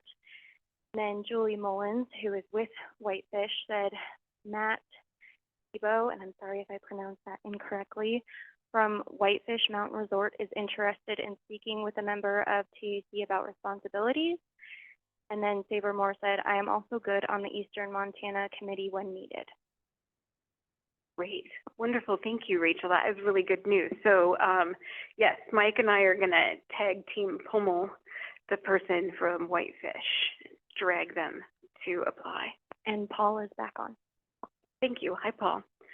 Paul, we've voluntold you to the committees that are not reflected on the screen, and we're almost done with committee assignments, but Paul, we've put you as a member of the Rules and Procedures Committee and would appreciate your continued involvement there, and then as well as on the Tourism Grant Review Committee. So I hope that's all right. Yeah, I'm more than happy to be a part of those. Thank you. Apologies for having to drop off. I had a little emergency I had to deal with. Oh boy, I hope all is well. Thank you. All is well, man. Thank you. Yep, absolutely. All right, Legislative Committee, the work doesn't stop, but it really ramps up. And so Mike is going to be spearheading that, but that's really all of our job. Even though it's in the rules and procedures that as a council member, we are not allowed to lobby, you can as an individual person. You just can't mention you're there as part of the council. So Mike, I know, will round us up and include us when needed, and hopefully look for another committee member to help spearhead that. Steve was really good in the past and kind of tag teaming with Mike. So we'll help you out, Mike, and that's on all of our job to help. And then Saber, thank you for the Eastern Montana Initiative, helping out there as needed. And then Governor Conference Planning with Brand MT, we'll just do that in our executive committee meeting during our regularly scheduled meetings. But if anyone has any info, they have ideas for us that you would like Mike or I or Joan to share, please do those. Wow, I'm really impressed. When there were more council members, this wasn't part of the formal agenda, and this was easily done. So thank you all very much, and I appreciate your grace while we took time on our agenda to do this. Thank you. And again, I'm happy to mentor everyone, and I thank you for stepping up and taking your leadership role. All right, that means we can adjourn in an hour or less. So it depends on how much more we have. All right, moving on, 2025 DMO plan meeting timeline update. So there is a handout that I'm going to pull mine up here.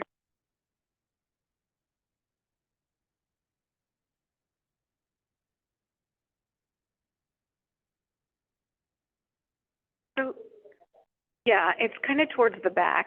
And was this a handout for the attendees, Rachel? Do you have something that looks like this? Okay, we color coded it because I like color coding. So this is a result of, over the years, the DMOs asking of the council to please ask of Brand MT to get more in line with presenting plans. So we're not seeing plans that were already baked and getting results after the fact and not seeing anything moving forward. So Mitch and his team, and thank you, Mitch and Jenny, for working on this, so that we could get our plans all in alignment. So you were, oh, and Jamie, thank you, sorry. And Jamie and her team, thank you, and Rachel. So we could get all of our plans in line and our planning in line. And you're seeing research when you need to see research to help your planning. And so the Brand MT asked us to change how we review your plans, the timeline, which then affects all of our meetings. And so then we went back and asked Brand MT for their plan. Like, instead of us telling you what we think the plan should be. And so this is out for discussion. So this isn't set in stone. And so what we have when this will go in effect is not for this next year. So everything stays the same for the planning process. So we finished this year and then we'll go into next year. And so that stays the same under your column header titled FY24-25. And Jamie, please pop in and correct me if I'm doing this wrong. And so this really goes into effect in 2 years for changing planning. And this is a proposal, and we want a lot of dialogue today on this. So you will see the color coding of how we're going to move forward proposed this coming next plan, the May 1 the gold moves May 1 plan due when web grants moves to March 2025. So we move up. And consequently, everything then kind of moves up.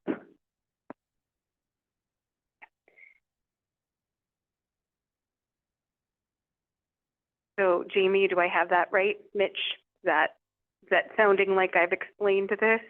And then consequently, every timeline moves up. Now, this affects your board meetings, your board approvals, your own planning, your own working for your agency.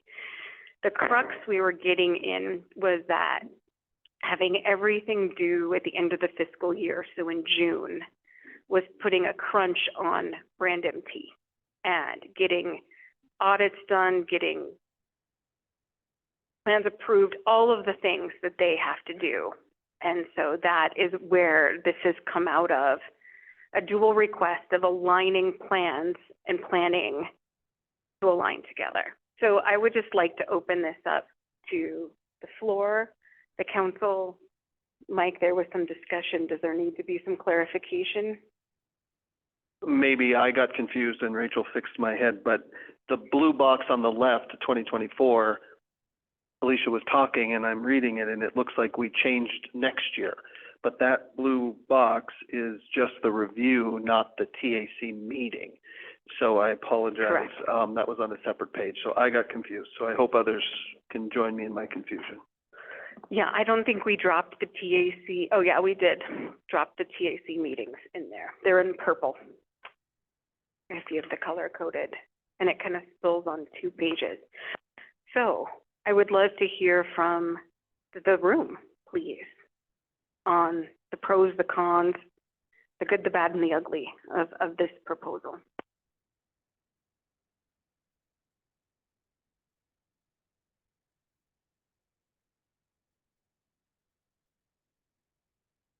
Rebecca Ingham, Great Falls, Montana Tourism, and much like ITRR, I love data, I love research, and there's a lot of things I want to unpack in my comments, but I'm going to try and keep it focused. And I'm going to focus first on how our organization prepares its plan on an annual basis. Currently, we start in December with a membership brainstorming session. And that really gives us half a year of what we've done, what we said we were going to do, and the ability to recap last year. And then we go into a mid-year plan update and budget review in January. And by January, we've done 6 months of our expenses and our operations. So we have that information to be able to make that informed decision. We then move into the previous year's financial review to see what expenses we did have, how they lined up. Are they still in line? Are we expecting any changes? What does that inform our future budget to look like? And then we begin our board discussions with all that information. Part of that board information that begins for us in January and February is ITRR research for the past year, which we usually don't have the last quarter, but we have at least then a specific time frame that we're looking at from past research. We're also looking at our paid media performance over the last 6 months. We're looking at it over the past year, and then we start looking at what kind of changes we need to make to a current plan, what needs to go into our future plan, and then we need to start looking at plan development. And that starts for us in February and March after all of that input, with a board approval in April. With this change, we're going to be starting our process in October after 3 months in our current plan. We will not have access to any of the yearly, half-year, mid-year expenses when we start that process. Our mid-year plan and budget review will move to November, along with our previous year financial review in November, which will then be 2 months shy with any information. Our board discussions will be November and December, which don't know if you guys have ever participated in life in November and December. Board meetings in November and December are awful because of holidays. We start doing research presentations to the board then in November we'll be a year and a half in arrears instead of as current as a year. Then we will begin our plan development December and January with a board approval in February. And really my concern for this, and I appreciate the crunch everybody feels, not just in June, but in December, in every month of the year for me, I've got plans to do. I'm not just devoted to the lodging tax, and I think many people in this room don't just wear a hat. So it's a balancing act for a lot of us. So I appreciate the ability to try and move things. But if we're looking at what the state's going to be doing in January, again, our plans are going to be done by then. And making adjustments at that point, we will likely have to adjust our plan 2 times before it ever gets launched in July based on this schedule. And I think we really run the risk for every DMO in this room to be informed of what is happening with their current plan to make adjustments moving forward. We run the risk of not having relevant research to help inform our decisions. We don't really get the opportunity to be really strategic because we're planning 18 months in advance before we launch something in July. And that becomes really tough to be responsive to what's happening. And it becomes really difficult to develop any kind of comfort level in the budget. As we heard yesterday, our budgets are a guess until January or until June when the fiscal year ends. So doing this basically a whole quarter in advance leaves more room for not having really good numbers to base any of our decisions off of. And I'll leave it there.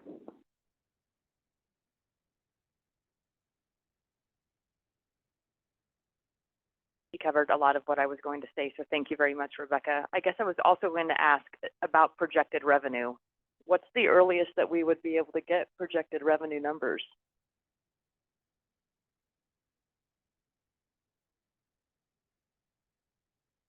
I would adjust the projection calendar to match this calendar.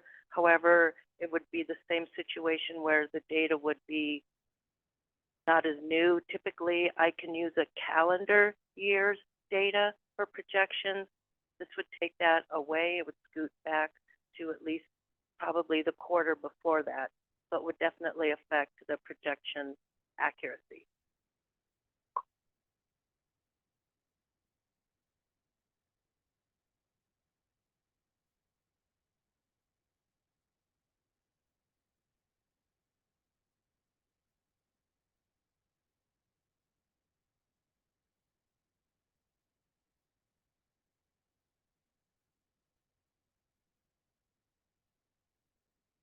Thank you. This is Barb Nealon with Destination Missoula. And I appreciate what the state is trying to do and why you're trying to do it. However, I think that you also need to take into consideration the number of people that this is going to affect. It isn't just the DMOs sitting in this room. You have to figure all of the people that are on all of the boards who are also volunteers. So this is going to completely affect how we do things, when we do things, and whether we're accurate in what we're doing. You know, we're responsible to those people to be able to spend that money in the best way that we can. And if we can't be accurate about how much is coming in or the research on how we're spending it, it's going to throw everything off. You know, I don't think sometimes that you guys realize how long it takes us and what the process is to walk through this. Every single one of us starts at least in January with this process. And it runs all the way through April, multiple board meetings.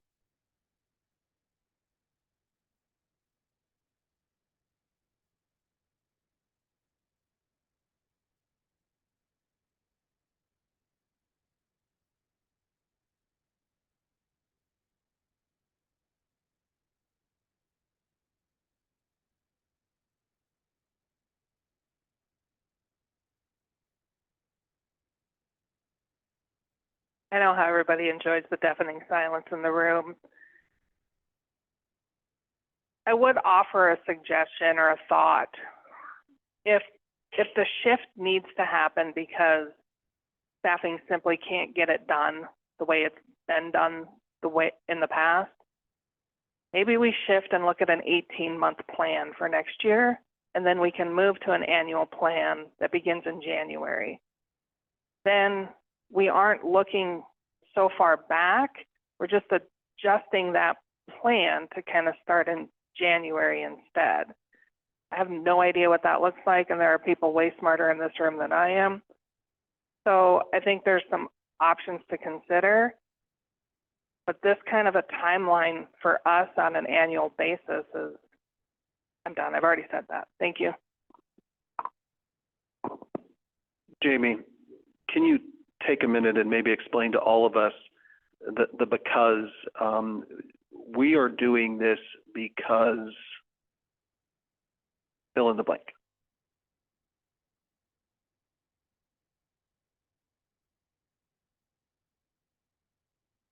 Yes. So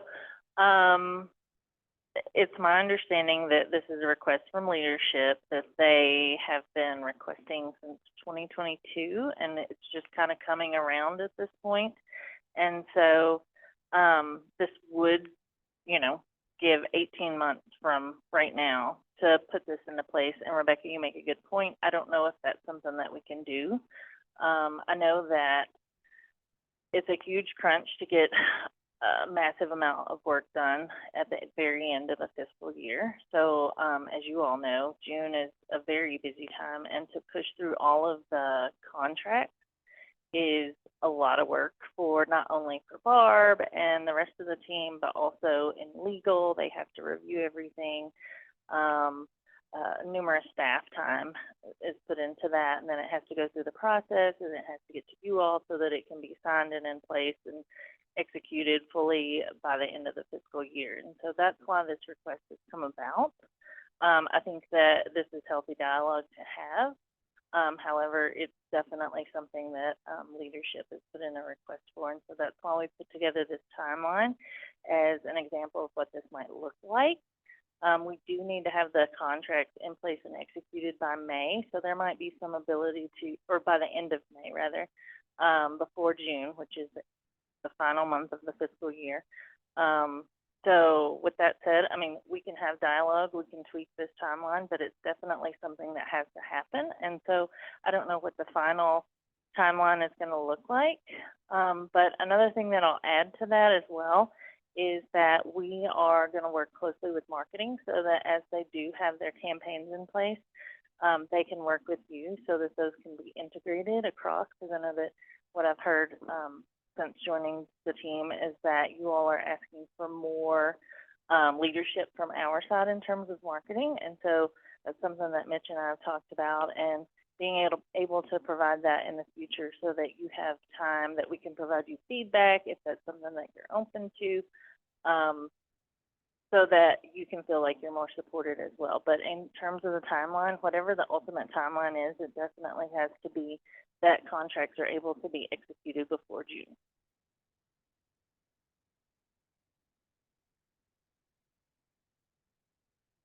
I will add to Brenda Moss said, great option / alternative to, excuse me, to offer Rebecca. My way to you, Diane.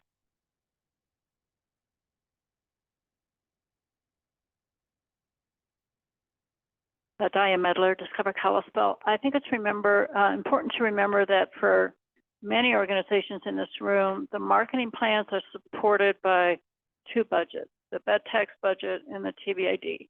And there's a lot of benefits to that. We don't want to be doing a marketing plan for TBID dollars, marketing plan for bed tax dollars. You know, we're leveraging both funds to get the best ROI. So in our case, moving that approval process up that far does impact TBID. To Barb's point, there's a lot of people behind the scenes that are involved in this approval process. So that impacts a lot of groups, a lot of people, but also city council approval. They're not going to, I don't believe it would be feasible for them to be approving our next fiscal year budget in a marketing plan and many months earlier than it already is. So there's a lot of logistics there. Alex made a good point that, you know, we're starting this process now, the end of the year.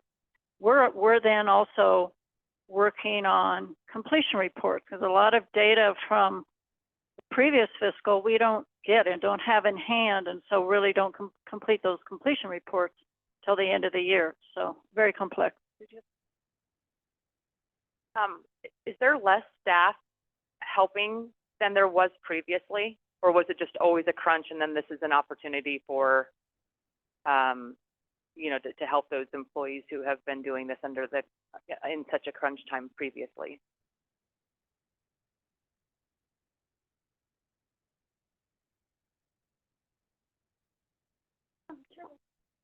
Yes, it's my understanding it's always been a crunch. So.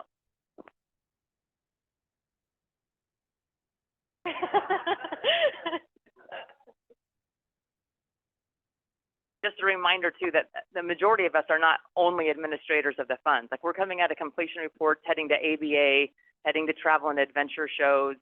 Like, we lose weeks and weeks of just travel during the normal time frame right now. So that puts a lot on our staff that way too, or us as executive directors. And I'll just add too, we absolutely appreciate all of the comments and the timeline and the crunch that this puts on you all as well. And so we will definitely take all of these concerns back to leadership and discuss as we move forward. And I know there's hands up. I got it. I'm going to talk. I think a couple of things need to be brought out, and some of the things that I look at. We hear about recommendations from the marketing committee. They're not necessarily recommendations, they're more mandates, which require us to go back to our boards. They're very well thought out. I'm not complaining, they help a lot. But again, they're not recommendations because we really can't not do them. Is that safe to say, Mike? Okay. So we've got a ton of back and forth that we have to do. So not only are we dealing with ourselves and our timelines, we're dealing with 12 other people that have to approve our budget or our plans. Then we have to put them into a condensed, now, thank you, form of deliverance so that y'all can see them.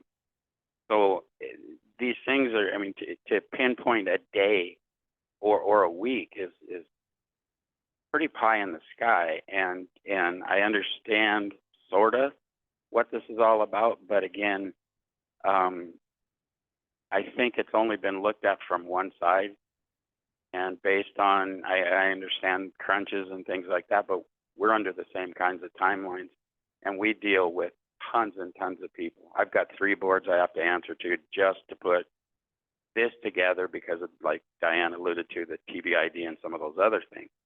It's not like you just write it up and mail it off. It goes through so many hands. And then you guys have your timelines and you want to make sure that our recommendations are followed, et cetera, et cetera. So it's much more complex than you can do this between April 4th and April 15th and things like that, because I can't talk for 12 to 24 other people and what they're doing between those times also.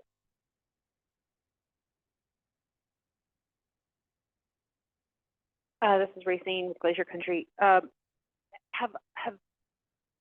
maybe a rolling version of submissions?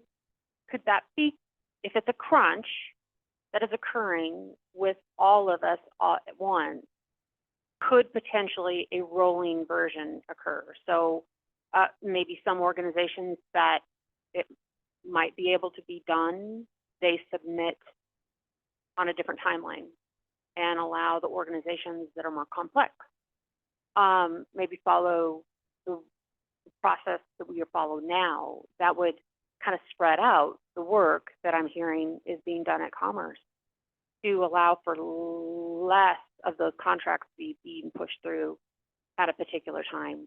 I'm just trying to think of both sides. Again, just throwing out an idea.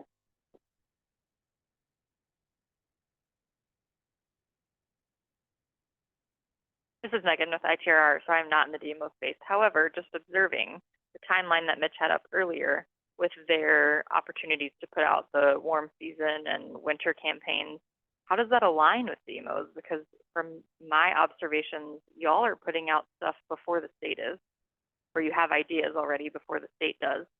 And then you're wanting the state to have an overarching theme that then they communicate to you, which we've all heard hasn't been happening. So how do you then integrate your marketing plans with waiting for the state to come up with their themes to then pass along to you at the local level to implement?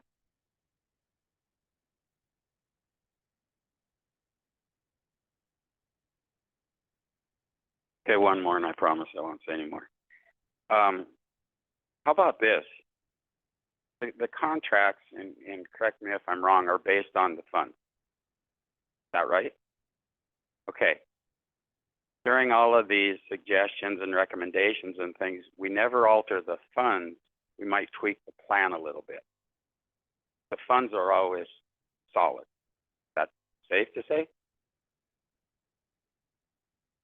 Right, yeah, well, okay, whatever. But I mean, the contract is for a dollar figure, not for the plan. It's for the implementation of those dollars and with the suggestions, recommendations. However, why can't we contract the funds and with the stipulation that later on we're going to meet with the marketing committee, and if you say, look, this might not be the same utilization of the funds, but it's still the same figure. We're contracted for the exact same dollar figure. That never changes until the end of the year if we have it or we don't. But what I'm saying is agree that the recommendations are appropriate. They're being used in a fashion that we're willing to discuss, but yet we can, the state can do their whatever, send out their contracts because Miles City gets $45,000. We agree to put a marketing plan together for $45,000. You have a preliminary plan that we can discuss after the contracts are issued. Because you don't, I mean, the contract isn't specific to what we're going to use it for, really. That's your gig. Contract is, this is how much money we're going to get, end of discussion. That's what we live with. So in essence, we don't have to have the plan with all of the proper spelling and the commas and the exclamation points and all that stuff. What we have to do is we're agreeing contractually to only, and I should be the one saying this, right? Only spend X amount of dollars. So, but what I'm saying is, I think that's where we can cut out. I mean, you take all the pretty colors, and I'm colorblind, but I know they're awesome. But we can take out the bigger majority of this, agree to contractually only spend X amount of dollars on our marketing, and then address it after the contracts are out. It seems to me to be a pretty easy fix. I can kind of see where John's going, and maybe I'm wrong, but this is I'm filling out my idea on yours, based on yours, is have the contracts move forward with contingency of the plan approval, based on contingency of the TAC plan approval. So if the plan's not approved, by the TAC, the contract cannot be, you know, money, no funds can be distributed. So it's basically sitting there until the TAC and the DMO get that plan approved. Is there a way to do that?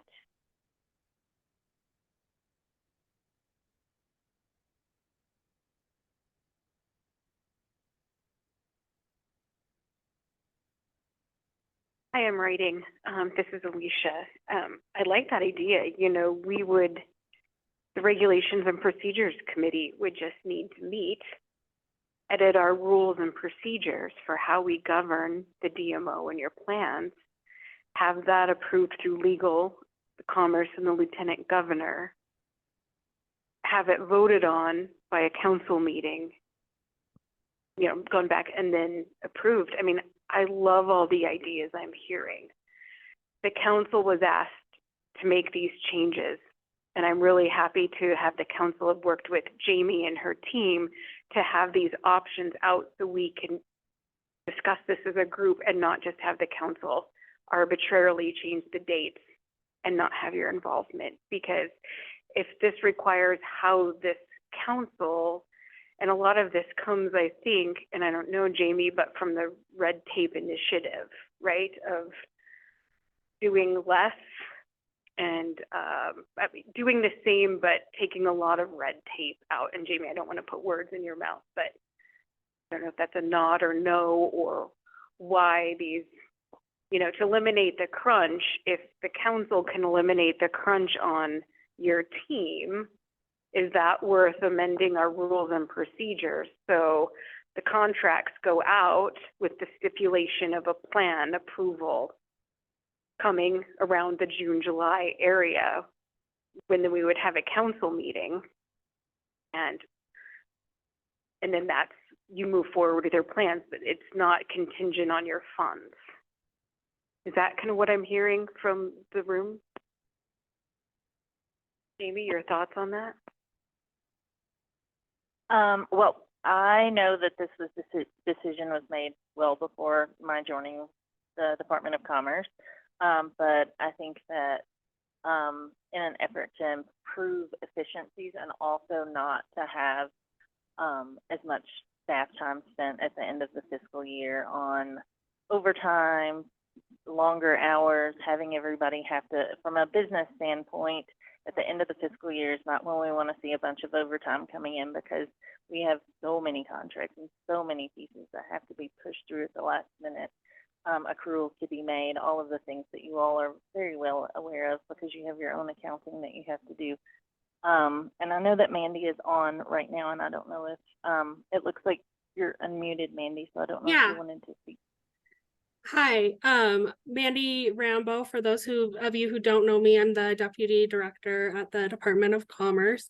And prior to that, I was the HR manager, and our HR assistant does part-time HR assistant work and part-time contract assistant work. She is the only person who is managing the DocuSign workflow and the contracts workflow within the Department of Commerce. So where this initially came from was when I was in the HR manager role, and this request came out in June of 2022. And the reason for it is that we required all of our contracts to be turned in to contracts management team for final review and delivery in DocuSign by May 31st. When the TAC doesn't meet until the first week of June or second week of June, as it was in 22, then that pushes that time frame back pretty late. For example, in 22, the contracts were not received to even go out into DocuSign until after June, or till June 16th. Is when we received the final ones. So that left us less than 2 weeks and less than 2 working weeks to get every single one of those contracts into DocuSign, and also get them fully signed, not just by our staff, but by the DMO staff as well. Obviously, we're basing this off of a perfect world. I'm not trying to say that every single one of our contracts made it in by that May 31st deadline, but I think it's more of a let's control what we can control. So we are the ones that are saying, we set this meeting date for TAC in June. Can we move the meeting date up so that we aren't getting these contracts pushed to us in mid-June with a necessary signature date of June 30th? And I think from our perspective, like I said, I've been asking for this change since June of 22. And I don't think to the TAC members' benefit, I don't think that it was actually pushed to them until summer of 23. So that is 100% on the commerce staff that I had been working with. And unfortunately, that is on us that we did not get that request out then. But I think from our perspective, we would have liked to have made the change in 24. And the reason that we're proposing it to the TAC and having this discussion now is that we are giving a 19-month notice period. So asking to move it up for 3 weeks in 2025 and informing in October of 23 is kind of where our view was, is that we did feel like we understand there are a lot of stakeholders. We understand the DMOs have their processes that they need to go through, but with that amount of headroom for you to have to go back to your areas and adjust your processes as necessary, we thought that 19 months was more than enough time. And I know that there's a lot of conversation that I missed before Jamie pinged me to join the meeting, so I can go back and listen to that. But I guess from our perspective, that is where that came from, to minimize, as Jamie said, overtime. Error rate goes up as you are trying to scramble, so minimizing that error rate. And then again, just controlling what we can control. We can't control when there are emergency contracts that need to go out in the end of the fiscal year, but we can control contracts that we own and trying to get them to meet that end of May deadline. Thank you, Mandy. Julie, go ahead. Hi, everybody. I wish I was there with you. I really do. So as Racine mentioned earlier, the anti-visitation sentiment has come to a crisis position. And one of the nuances that we're dealing with here in Whitefish, that being new to the TAC, being new to this type of marketing review, we have city council members running currently on anti-visitation, anti-explore Whitefish platforms. And it takes time once they get, depending on how the elections go, we're gonna have to do a lot of work with pending possible city council members in how we move our marketing efforts forward, based on the understanding that we have to get city council approval prior to presenting it to the TAC. So that's just one of the nuances we're dealing with here in Whitefish. And I just wanted to bring that to the attention. If there was a way we could filter that so we have more flexibility in changing our marketing plans depending on the city council's approvals or not, because I don't see this issue ending anytime soon for my community.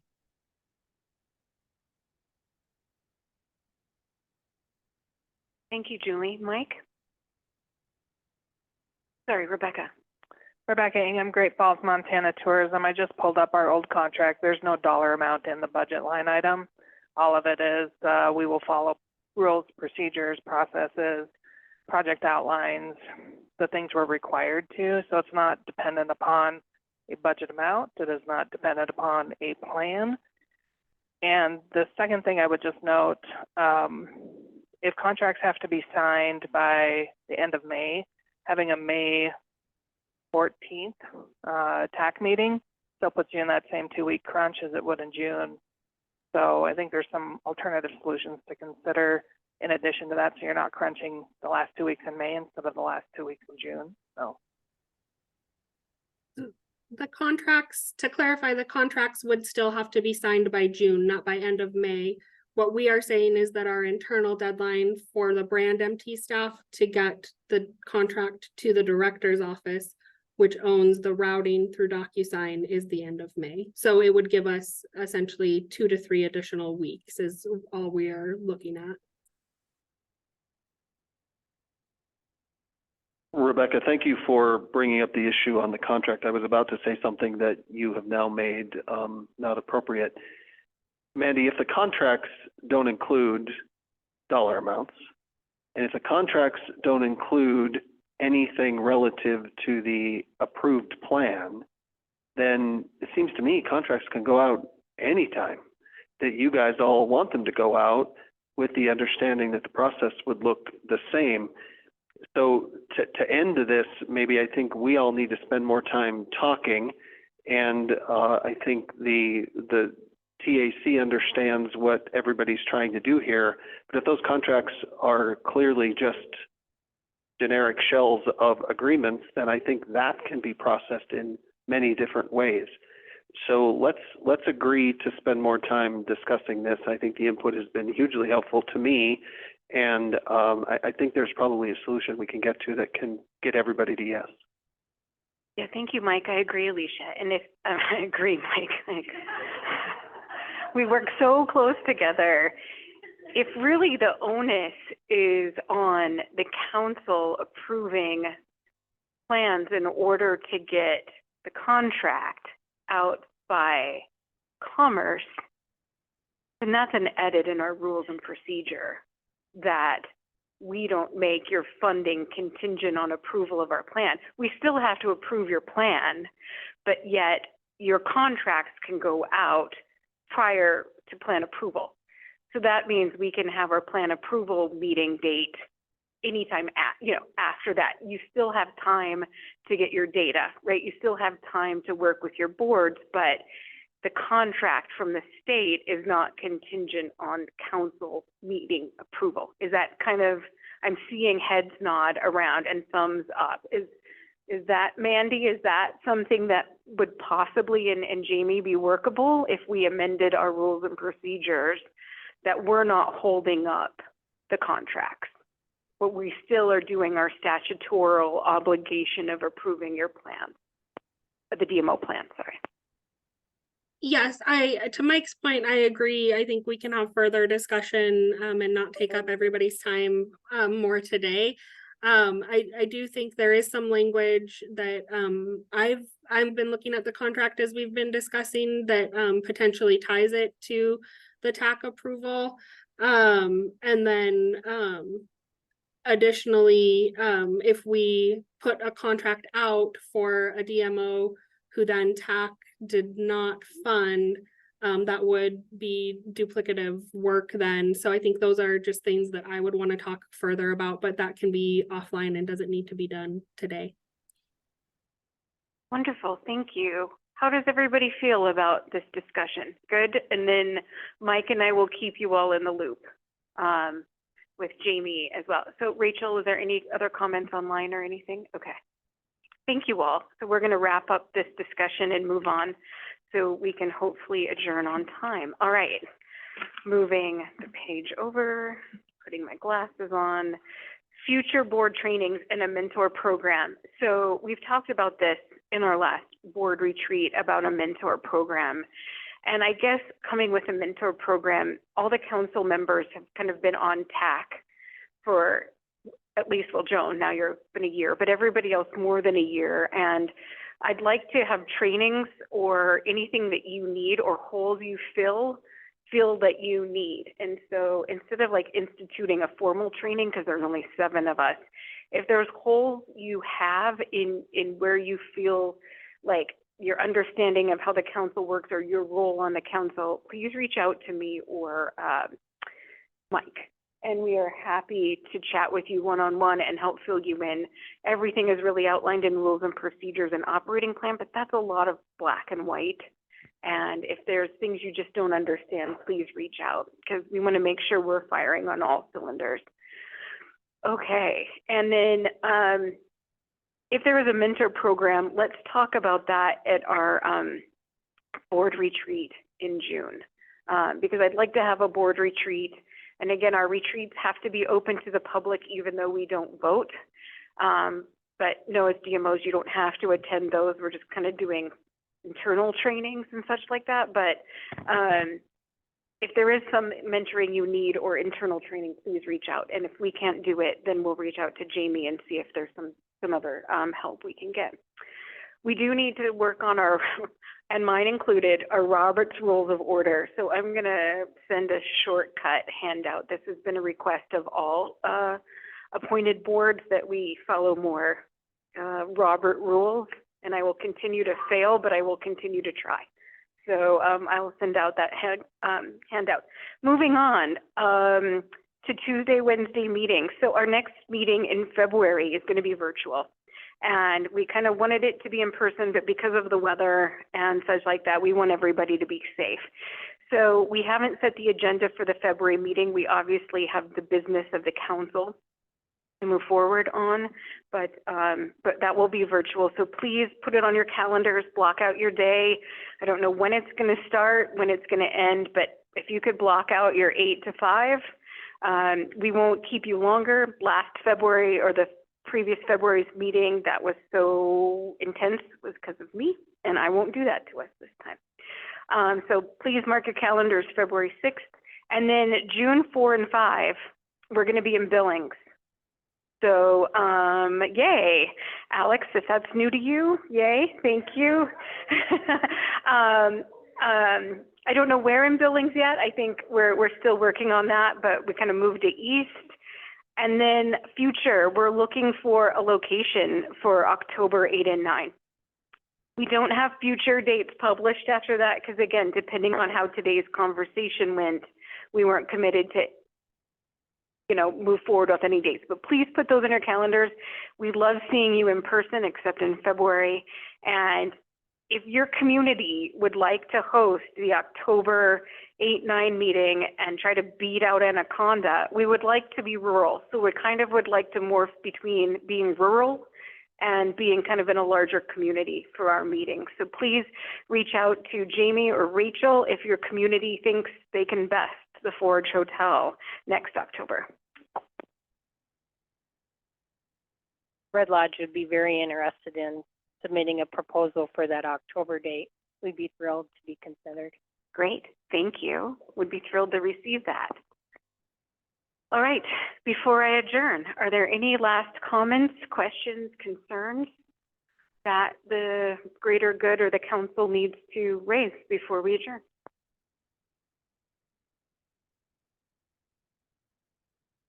Seeing and hearing none, we are adjourned. See you all online in February.